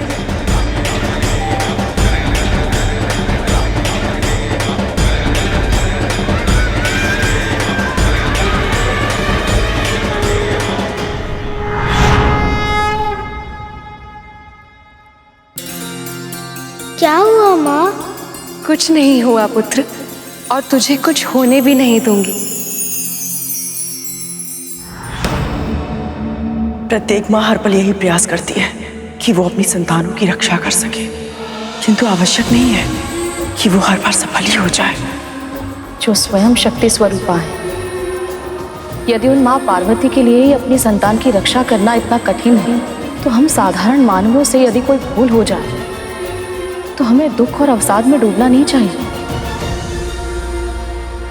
वैसे भी जो हो रहा था वो तो होना ही था। विधि का विधान था, नियति पहले ही तय कर चुकी थी। अब तो बस घटित हो रहा था। कितना कुछ था जो अभी सामने आना शेष था, बिल्कुल वैसे ही जैसे प्रभु विष्णु की कथा कांड, क्योंकि वो भी अपने वाद्य की तरह रहस्यमय ही था, भविष्य के गर्भ में छुपा अज्ञात। उत्तम, अति उत्तम, आनंद आ गया। सत्य कथावाचक, बहुत श्रेष्ठ कथा कह रहे हो तुम। आगे कहो। सृष्टि के नादी प्रेमियों का मिलन पहले ही बड़ी कठिनाइयों से हुआ, किंतु एक मूर्ख के कारण ये दोनों फिर से एक दूसरे से अलग हो। स्वयं को महादेव का भक्त कहता है वो, किंतु तब भी अपने इष्ट महादेव और उनकी प्रिय देवी पार्वती को बहुत गहरा दुख दिया है उसने। कौन है वो? बोलो कथावाचक। उस दुष्ट के बारे में जानने की उत्सुकता मेरे प्राण ले लगी। तुम्हें जो चाहिए वो मांग लो, परंतु बताओ मुझे, कौन है वो मूर्ख?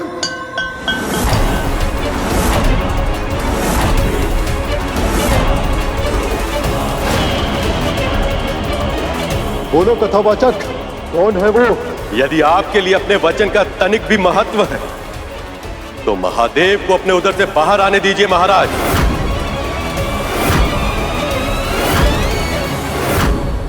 क्योंकि वो मूर्ख आप ही हैं।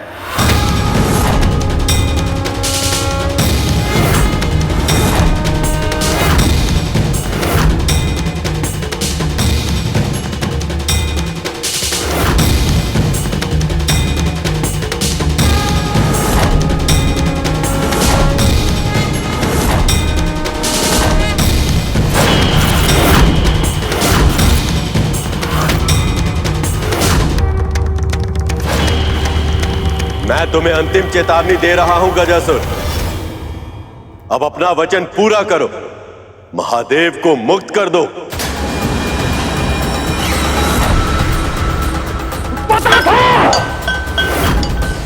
पता था यह कोई साधारण कथावाचक नहीं है। छल किया है विष्णु ने, छल।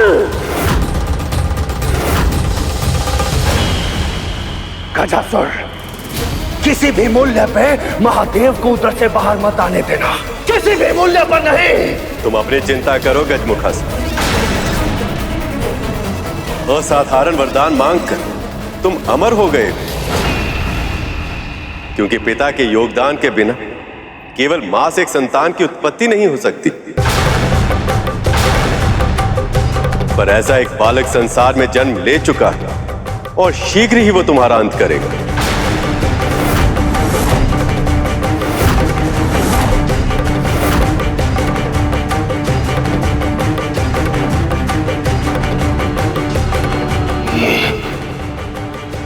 ये सत्य है गजासुर? ये क्या हो गया? मुझे क्षमा करना मेरे भाई।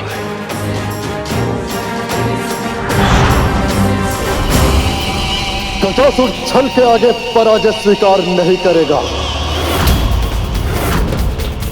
महादेव मेरी इच्छा के बिना मेरे उदर के बाहर नहीं आ सकते। आपने मुझे अंतिम चेतावनी दी थी ना विष्णु, अब मैं तुम्हें अंतिम अवसर देता हूं। निकाल सको तो खींचकर निकाल लो महादेव को मेरे उदर से।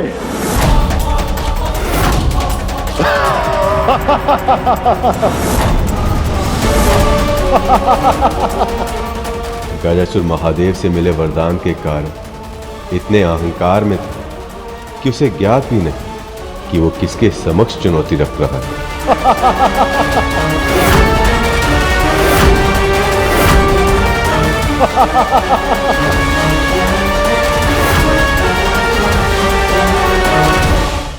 आपने मुझे अंतिम चेतावनी दी थी ना विष्णु, अब मैं तुम्हें अंतिम अवसर देता हूं। निकाल सको तो खींचकर निकाल लो महादेव को मेरे उदर से। दुष्ट, अधर्मी, मेरे प्रभु को मां पार्वती से दूर किया है तूने। उन्हें बंदी बनाने का दुस्साहस किया है तूने। तुझे इसका दंड भोगना ही होगा।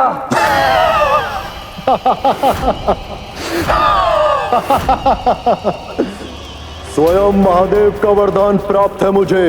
कोई भी देवी देवता, सुर, गंधर्व, मानव, दानव, ऋषि, मुनि, कोई भी मुझे छू भी नहीं सकता। तो तू मेरा क्या अहित कर पाएगा पशु?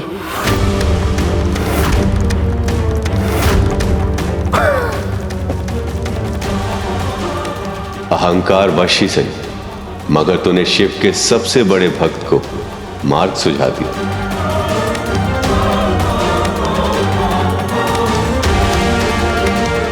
भगवान का वरदान भी आज इस भक्त के क्रोध से तेरी रक्षा नहीं कर पाएगा गजासुर।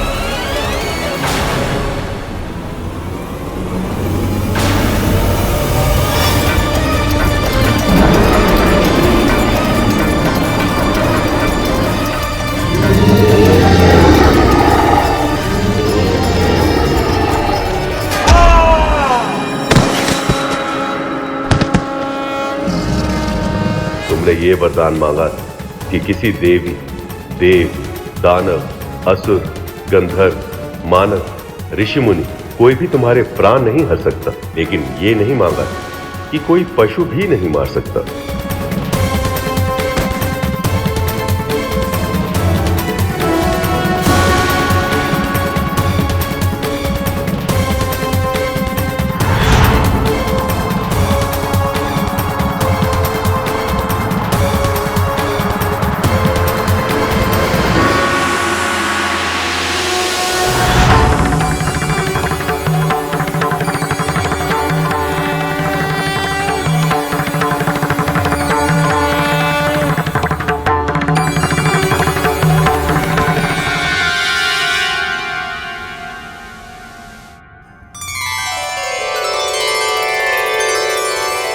प्रभु।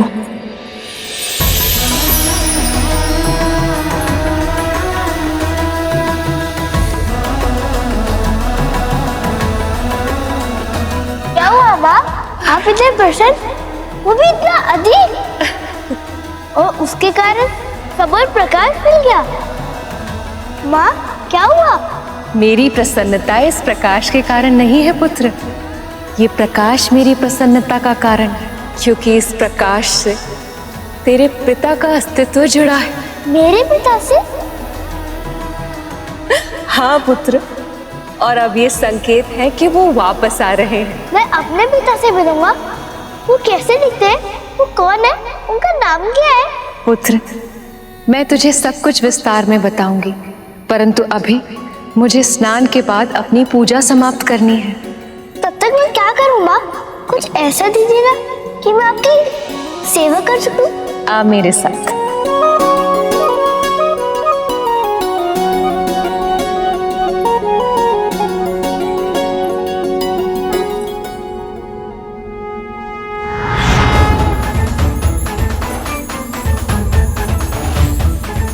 ये ले और इस स्थान की रक्षा कर,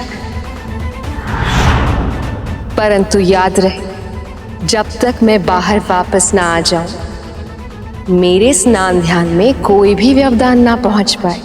पर माँ, मैं इस दंड से किसी को कैसे रोक पाऊंगा? पुत्र, ये कोई साधारण दंड नहीं, मेरी शक्ति से संचालित है।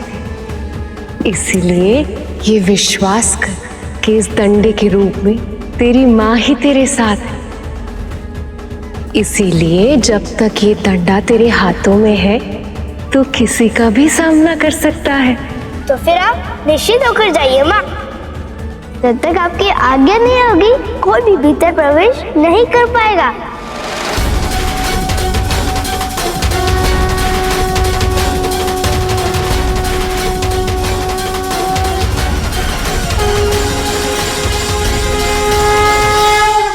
मुझे क्षमा कर दीजिए प्रभु। माता से दूर करके मैंने बहुत बड़ा पाप किया है। अपने भगवान को कष्ट पहुंचाया मैंने। तुम्हारी इच्छा अनुचित थी गजासुर, और इसीलिए अपनी महत्वाकांक्षा को पूरा करने के लिए तुमने जो मार्ग चुना वही तुम्हारे पतन का कारण सिद्ध हुआ। परंतु जो भी हो, तुम हो तो मेरे भक्त ही, इसलिए मैं तुम्हें क्षमा करता हूं गजासुर। और यही नहीं, तुम अमर होना चाहते थे, अब मैं तुम्हारी ये इच्छा भी पूरी करूंगा। तुम्हारे चर्म को वस्त्र की तरह धारण करूंगा मैं, ताकि अनंत काल तक ये संसार तुम्हें सदैव स्मरण रखे। आप दया निधान है प्रभु। आपकी सदा ही जय हो।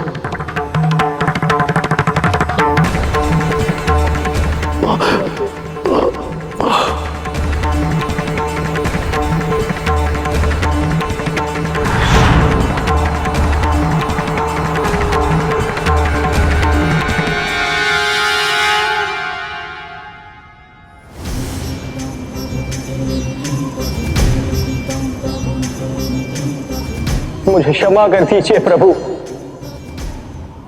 बहुत बड़ी भूल की है मैंने। क्रोध में आकर गजासुर पर आक्रमण कर दिया। ये तक नहीं सोचा कि मेरे वार से आप ही चोटिल हो सकते थे। यही नीति का विधान है नंदी, तुम्हें ही गजासुर का अंत करना था।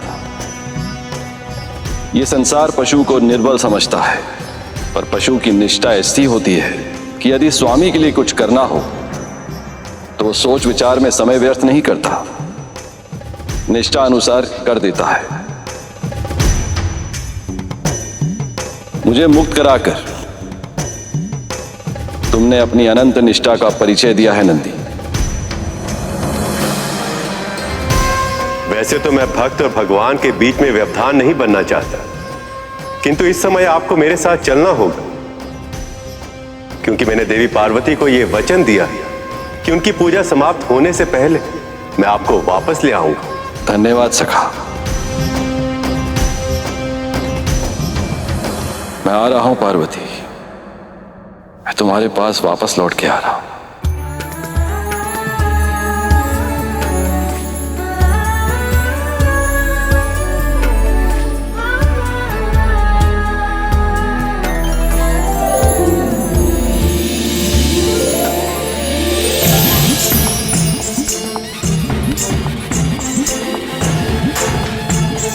जहां एक और कैलाश में बालक गणेश अपनी मां के आदेश का पूर्ण निष्ठा से पालन करने को प्रस्तुत थे। चाहे कुछ भी हो जाए, मेरे रहते अंदर कोई भी प्रवेश नहीं कर सकता। वहीं दूसरी ओर महादेव अपनी अर्धांगिनी अपनी प्रिय देवी पार्वती से एक बड़े विधा के पश्चात मिलन हेतु कैलाश में प्रवेश कर चुके थे। नंदी, प्रभु इतने तीव्र गति से चल रहे हैं, बहुत प्रयास करने पर भी हम उनके पग से पग नहीं मिला पा रहे। इस समय प्रभु के मन में माँ से मिलने की इतनी तीव्र इच्छा है कि उनके पाँव की गति आंधियों के वेग से भी अधिक हो गई है। ऐसे में हमारा पीछे छूटना तो स्वाभाविक है श्रृंगी।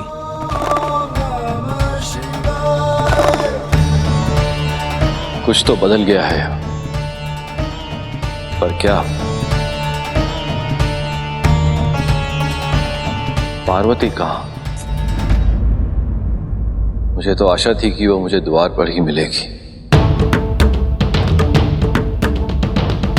मेरी प्रतीक्षा में व्याकुल और स्वागत को आतुर।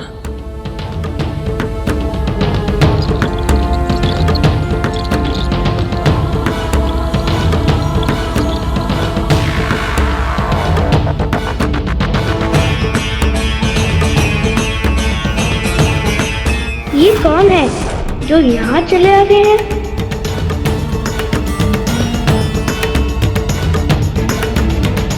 कौन है ये बालक?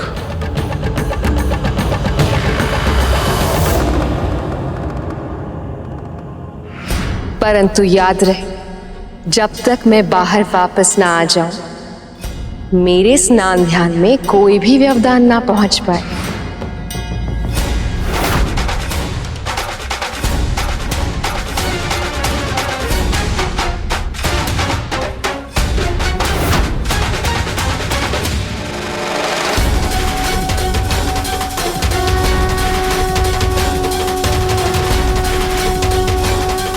ये विचित्र व्यक्ति कौन है? ये बालक कौन है और यहाँ क्या कर रहा है ये? अब से पहले तो इस बालक को हमने कभी देखा नहीं। कहां से आया है ये? और माँ कहाँ है? सत्य देवी, महादेव लौट कर आ रहे हैं। यह सोच के तो आपका मुख और खिल उठा है। अब तो आपको कोई श्रृंगार करने की आवश्यकता ही नहीं है। पर हम आपको बिना श्रृंगार के रहने देंगे क्या? हम तो अपने हाथों से सजाएंगे।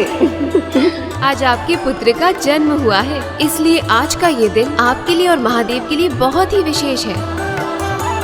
और इसीलिए आज का ये दिन हम एक उत्सव की तरह मनाने में कोई कमी नहीं रहने देंगे।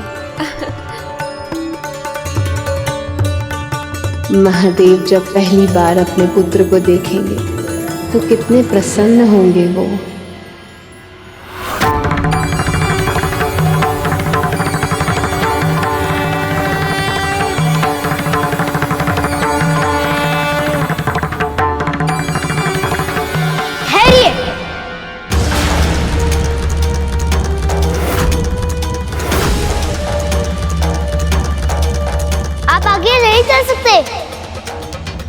बाकी आगे है कि जब तक वो स्वयं बाहर ना आ जाए तब तक किसी को भीतर जाने की अनुमति ना दूं।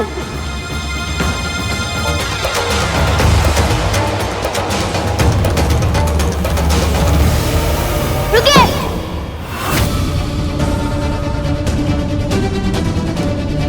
भीतर प्रवेश करना वर्जित है। अपना परिचय तक तो दिया नहीं और आगे बढ़े चल जा रहे हो कौन तुम? महादेव से इतना कटाक्ष प्रश्न, कौन है ये दुस्साहसी बालक? ये बालक प्रभु से इतनी उद्दंडता से कैसे बात कर रहा है?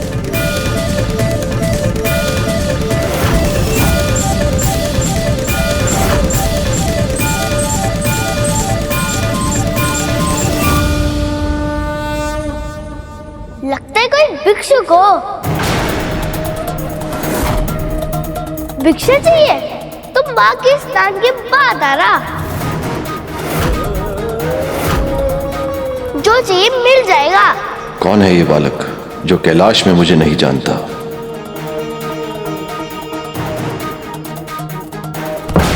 सुना नहीं? तुम्हें आगे बढ़ने की आज्ञा नहीं है।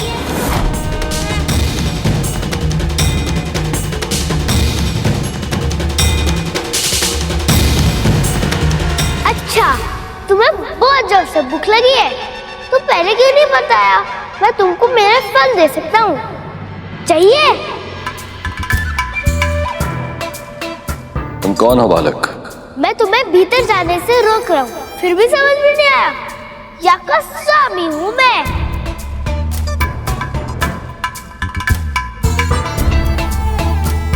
ये तो स्वयं को कैलाश का स्वामी कह रहा है। इतना तो साहस, और वो भी महादेव के सामने। और तुम मेरे द्वार पे आए हो, इसलिए तुम अपना परिचय दो। कौन हो तुम? कहाँ से आए हो?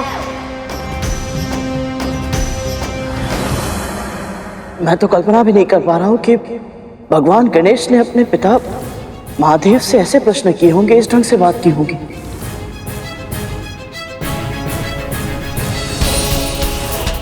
मैंने तो उन्हें केवल अपने माता पिता से ही नहीं बल्कि सभी देवी देवताओं से बड़े ही विनम्र और सम्मान के साथ बात करते हुए देखा है। स्वयं परब्रह्म स्वरूप है वो, फिर भी उन्हें इस बात का तनिक भी अभिमान नहीं। फिर ऐसा इसलिए कर क्योंकि तुम उस समय की बात कर रहे थे जब उन्हें इस बात का आभास नहीं था कि उनके माता पिता कौन और वो स्वयं कौन। हम जिस समय की कथा कर रहे हैं उस समय तक गणेश भगवान गणेश नहीं बने। ना तो उन्हें अपनी वास्तविकता का आभास था और ना ही अपने पिता की पहचान का ज्ञान। वो तो केवल अपनी मां को जानते थे।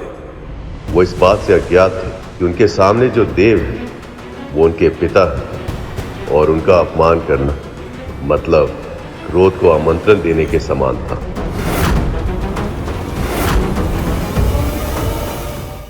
मैं कौन हूं, मैं कहां से आया हूं? वैसे तुम मुझे किसी भी नाम से पुकार सकते हो, सब नाम मेरे ही तो हैं।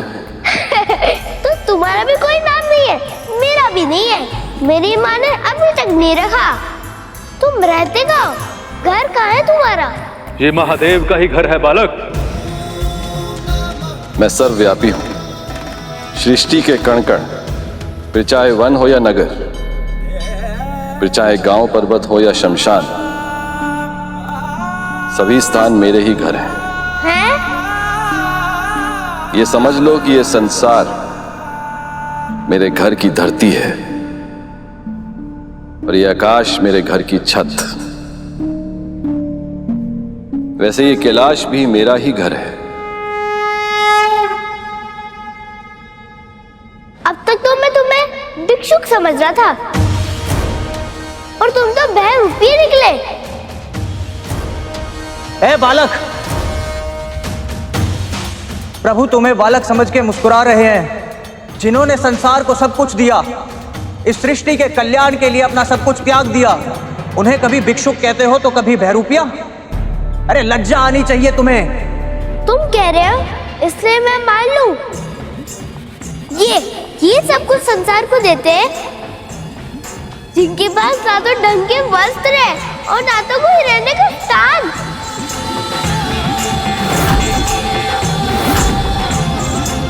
और बातें तो इतनी बहकी बहकी करते हैं कि कह रहे हैं क्या? तो फिर और क्या पुकारूं इन्हें? जाकर जल में अपना प्रतिबिंब देखो, कोई भिक्षुक या बहरूपी रखते हो? कितनी घनी चटाई है तुम्हारी, कभी सोच करके सुलझाते नहीं हो क्या? और विडंबना यह है कि जिस समय वो बालक महादेव से ऐसे प्रश्न कर रहा था, उस समय मां पार्वती अपना श्रृंगार करते हुए भी महादेव के ध्यान में ही रमी थी। और उनकी स्तुति करते करते उस बालक के प्रश्नों के उत्तर दे रही थी, परंतु वो बालक अपने अज्ञान और अभिमान के कारण उन्हें सुनने में असमर्थ था। ये केश उन्हें बहुत प्रिय है, जिस तरह मुझे प्रिय है मेरे महादेव की जटाएं, क्योंकि वो शुद्धता के प्रतीक है। महादेव ने अपनी जटाओं में गंगा को बांधकर उसे भी पवित्र कर दिया है। तभी तो महादेव की जटाओं के एक सिरे से जो गंगा निकलती है और जब वो धरती पर जाती है तो उसमें स्नान करने वाले सभी के पाप धुल जाते हैं। और ये ललाट के बीच में आँख क्यों है? दो आँख देखने के लिए कम कर रही थी क्या? स्वामी का तीसरा नेत्र इस बात का प्रतीक होता है कि हम जो दो आंखों से देख पाते हैं वो सदैव सत्य नहीं होता।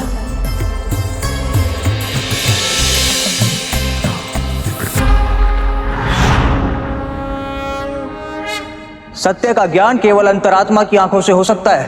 मुझे मूर्ख समझते हो क्या?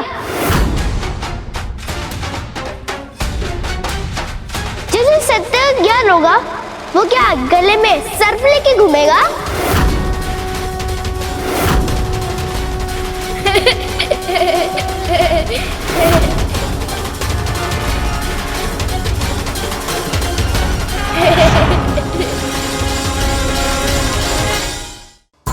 कितनी घनी जटाएं है तुम्हारी, कभी सोच करके सुलझाते नहीं हो क्या?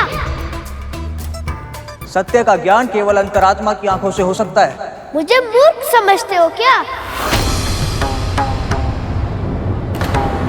जिसे सत्य का ज्ञान होगा वो क्या गले में सर्प लेके घूमेगा?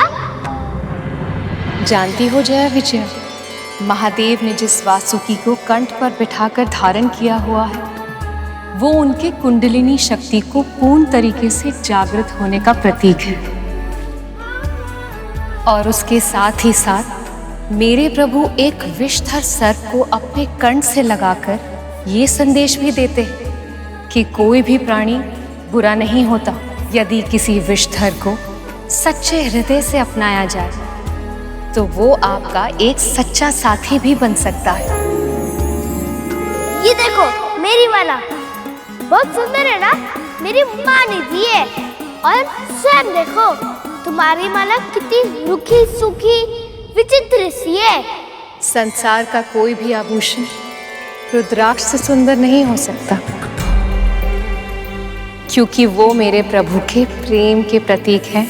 जब सती रूप में मेरा उनसे विरह हुआ था तो मेरी स्मृति में उनकी आंखों से जो दो आंसू गिरे थे वही रुद्राक्ष के बीज बने, और ऐसे आंसू रूपी रुद्राक्ष को अपना आभूषण बनाकर महादेव ने उसे संसार के लिए कल्याणकारी बना दिया। यार श्रम क्यों पहना है?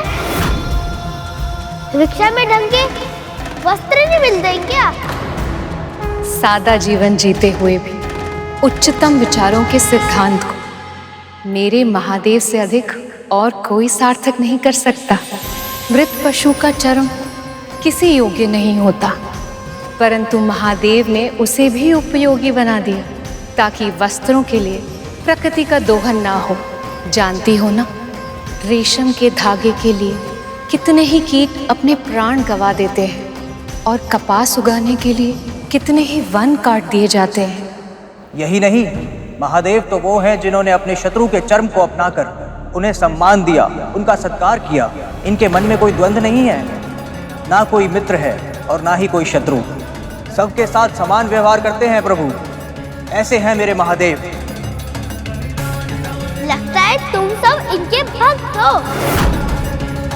तुम्हारे अनुसार ये त्रिशूल और डमरू का भी कोई महत्व होगा। महादेव के एक हाथ में त्रिशूल और दूसरे हाथ में डमरू सजता है।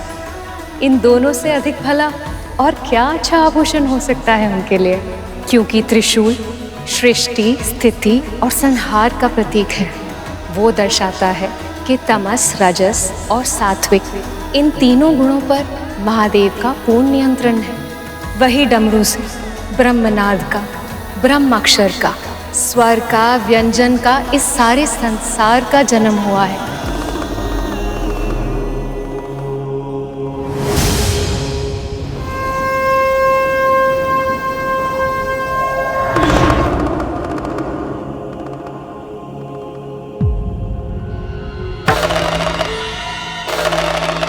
महादेव अपने तन को उस भस्म से सजाते हैं जो अनश्वर है।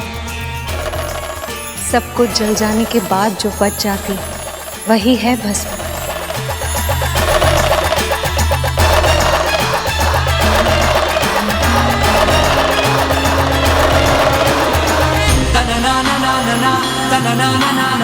इसका स्पर्श मन को शांति दे रहा है। क्या है ये?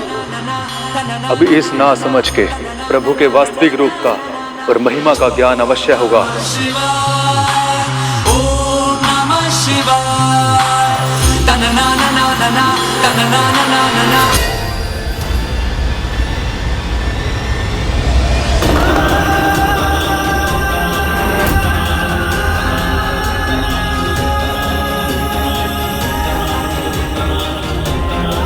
कोई गहरा अर्थ नहीं है इस भस्म का। केवल एक ही कारण है, आलस। वैसे इनके ऊपर भी गिर गई होगी और तब से इन्होंने स्नान नहीं किया होगा। इन्हें मेरी माँ से सीखना चाहिए। प्रतिदिन स्नान ध्यान करती है। एक बार उनकी पूजा पूरी हो जाने दीजिए, फिर मिलवा दूंगा उनसे।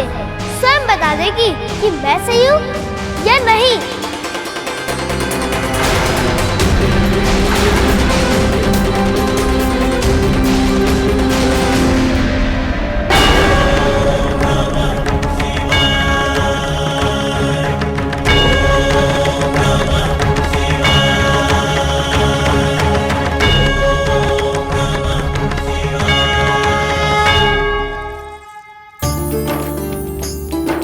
देवी, अब आप पूर्ण रूप से तैयार हो गए हैं।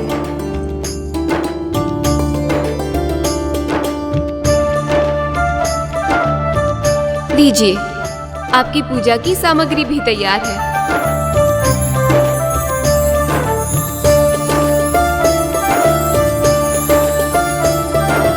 रुकिए, आपके बालों की ये एक लट ना बहुत ही हटी है, इसे मैं सही कर देती हूँ।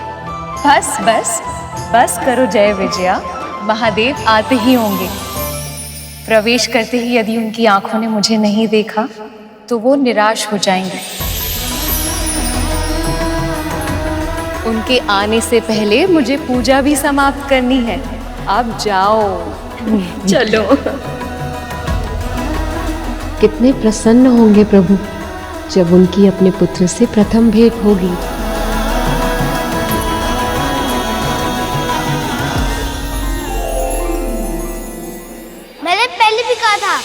मेरे माँ ने मुझे आदेश दिया है, जब तक वो अपना स्नान, श्रृंगार और अपना पूजा समाप्त नहीं कर लेती, वो स्वयं बाहर नहीं आएंगी। तब तक मैं किसी को भीतर प्रवेश नहीं करने दूंगा। और मेरे लिए उनके आदेश सर्वोपरि है।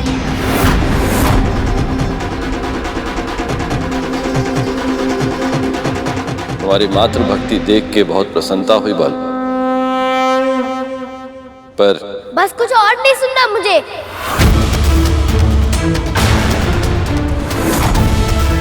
केवल सुनाना है अपना निर्णय कि किसी भी मूल्य पे मैं तुम्हें भीतर नहीं जाने दूंगा। ऐसे कैसे नहीं जाने दोगे? बलपूर्वक जाएंगे हम। इतना साहस! लगता है मेरे इस हाथों के डंडे पर अभी तक तुम्हारी दृष्टि नहीं पड़ी।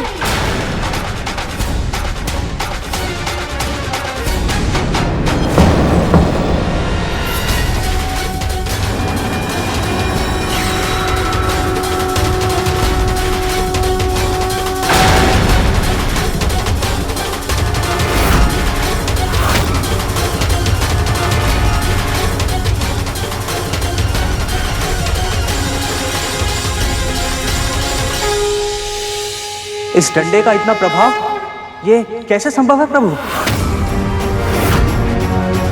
ये कंपन तो मेरे डंडे की है।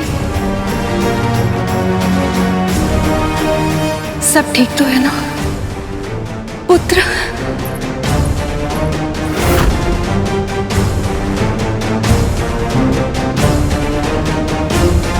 इस तरह घूर के देखने से भयभीत नहीं होऊंगा मैं।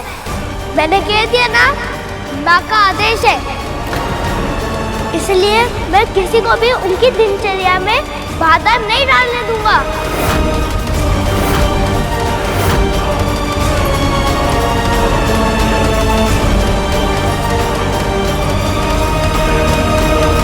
यदि तुम्हारी माँ चाहती है कि उनसे कोई भेंट ना करे तो ऐसा ही होगा।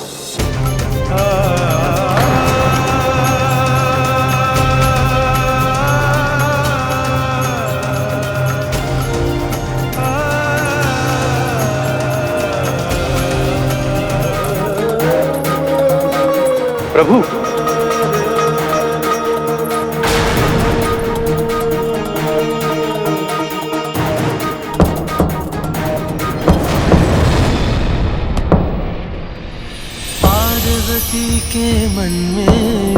अच्छा, तो इस डंडे को जमीन पर पटकने से कंपन आई थी। मेरा पुत्र बिल्कुल भैया विष्णु के अवतार कृष्ण के भांति ही नटखट है, ठीक वैसा जैसा मैं चाहती थी। बालक प्रेम लुटाती, प्रथम देवता जग में उसे बनाती। हाँ, प्रथम देवता जग में उसे बनाती।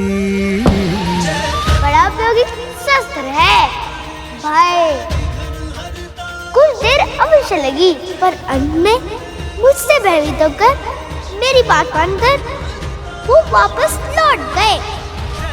अच्छा हुआ माँ की पूजा में कोई विघ्न नहीं आया।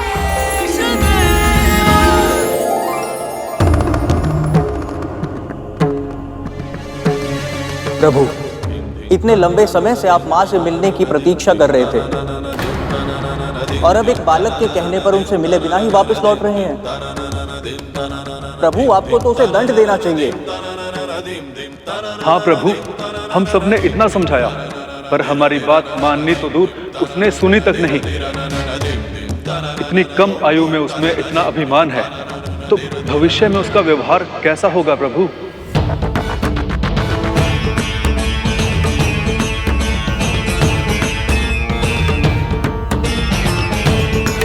वो बालक उद्दंड तो है,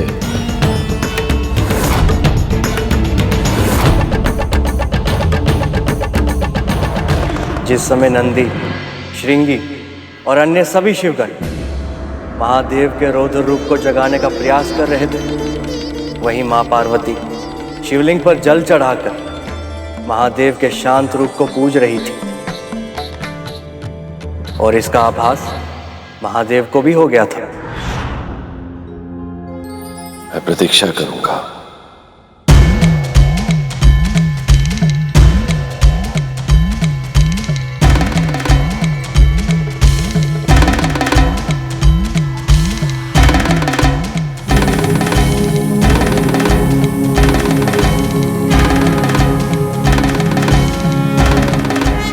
प्रभु तो पुनः ध्यान करने लगे। उस बालक के कारण प्रभु और माता के मिलन में एक बार फिर विलंब हो गया। अब मुझे ही उस उद्दंडी बालक को शीशता का पाठ पढ़ाना होगा, ताकि प्रभु और माता का मिलन शीघ्र ही हो सके। इतना सब कुछ हो जाने के बाद भी महादेव को क्रोध क्यों नहीं आया गुरुदेव? वो स्वयं को शांत कैसे रख पाए? महादेव का रुद्र रूप उनके संपूर्ण व्यक्तित्व का एक अंश भी नहीं है, पर उसकी तीव्रता के कारण सभी अपने मन में महादेव की वही रुद्र छवि बना लेते हैं, जबकि सत्य तो यही है कि वह सच में भोलेनाथ ही हैं।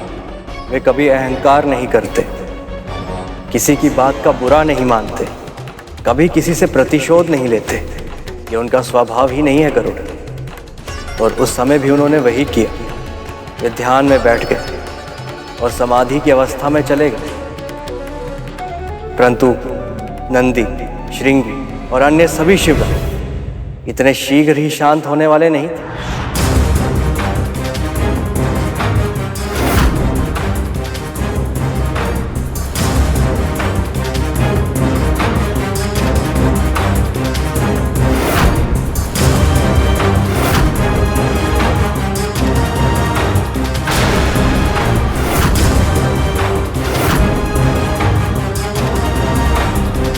अपने प्रभु को कहाँ छोड़ा है तुम सब? बालक, तुम्हारी उद्दंडता अब सीमाएं तोड़ रही है। यदि अपनी माँ की आज्ञा पालन करना उद्दंडता है, तो ये उद्दंडता मैं अवश्य करूँगा। देखता हूँ क्या बिगाड़ते हो तुम सब मेरा। सावधान बालक, तुम हमारे प्रभु को नहीं जानते। वो शिव हैं, शिव, देवों के देव महादेव। इनका क्रोध बहुत भयंकर होता है। ना तो मैं उनके क्रोध से भयभीत हूँ और ना तो उसकी भयंकरता से। भयभीत होने की आवश्यकता है बालक। जब अहंकार बुद्धि पर हावी हो गया था और वह चालता विवेक पर भी, तब उन्होंने ब्रह्मा जी का शीश काट दिया था। ऐसे है हमारे महादेव।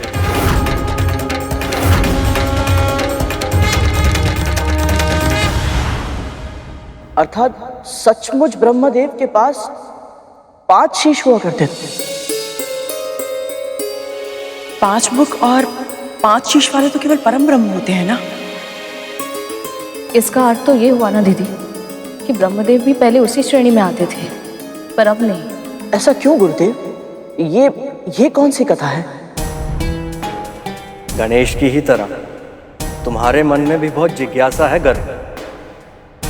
पर हम तुम्हारी हर जिज्ञासा को शांत करेंगे गरुड़। ये कहानी उस समय की है जब इस संसार में कुछ भी नहीं था। शिव और शक्ति की ऊर्जा से प्रभु विष्णु और ब्रह्मदेव ने जन्म लिया, परंतु उन दोनों के बीच तर्क वितर्क होने लगा कि दोनों में बड़ा कौन है। सृष्टि का सृजन करता हूं मैं, और सृजन से ही सब कुछ आरंभ होता है, और मेरे बिना ना सृष्टि का अस्तित्व होता ना जीवन। इसलिए मेरा महत्व अधिक है। मैं ही बड़ा हूं, सबसे बड़ा हूं मैं। आप अपनी कल्पना से जो रचते हैं, मैं उसे संचालित करता हूं। मेरे बिना सृष्टि का संतुलन संभव ही नहीं है, और बिना संतुलन के विनाश होने में तनिक समय नहीं लगता। इसलिए मेरा महत्व अधिक है। आप भ्रम में हैं। आप सत्य पहचानिए। यदि मैं सृजन ना करूं तो क्या संचालित करेंगे आप? और मैं संतुलन न बनाऊं तो आपके सृजन को नष्ट होने में कितना समय लगेगा? मेरा कार्य अधिक महत्वपूर्ण है, और मेरे कार्य के बिना आपका कुछ भी करना महत्वहीन है।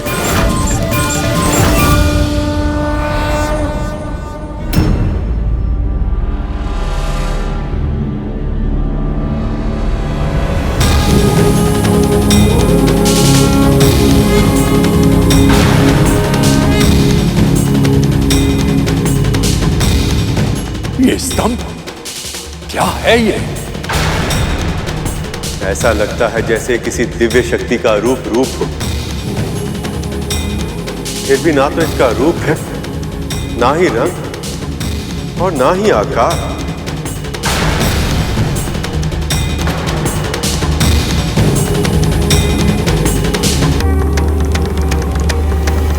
कौन है आप?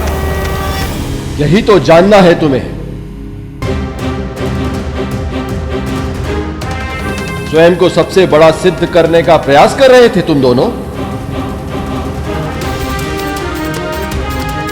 जो इस स्तंभ का आदि और अंत ढूंढ लेगा, वही सबसे सर्वश्रेष्ठ कहलाएगा और वही पूजनीय बन जाएगा।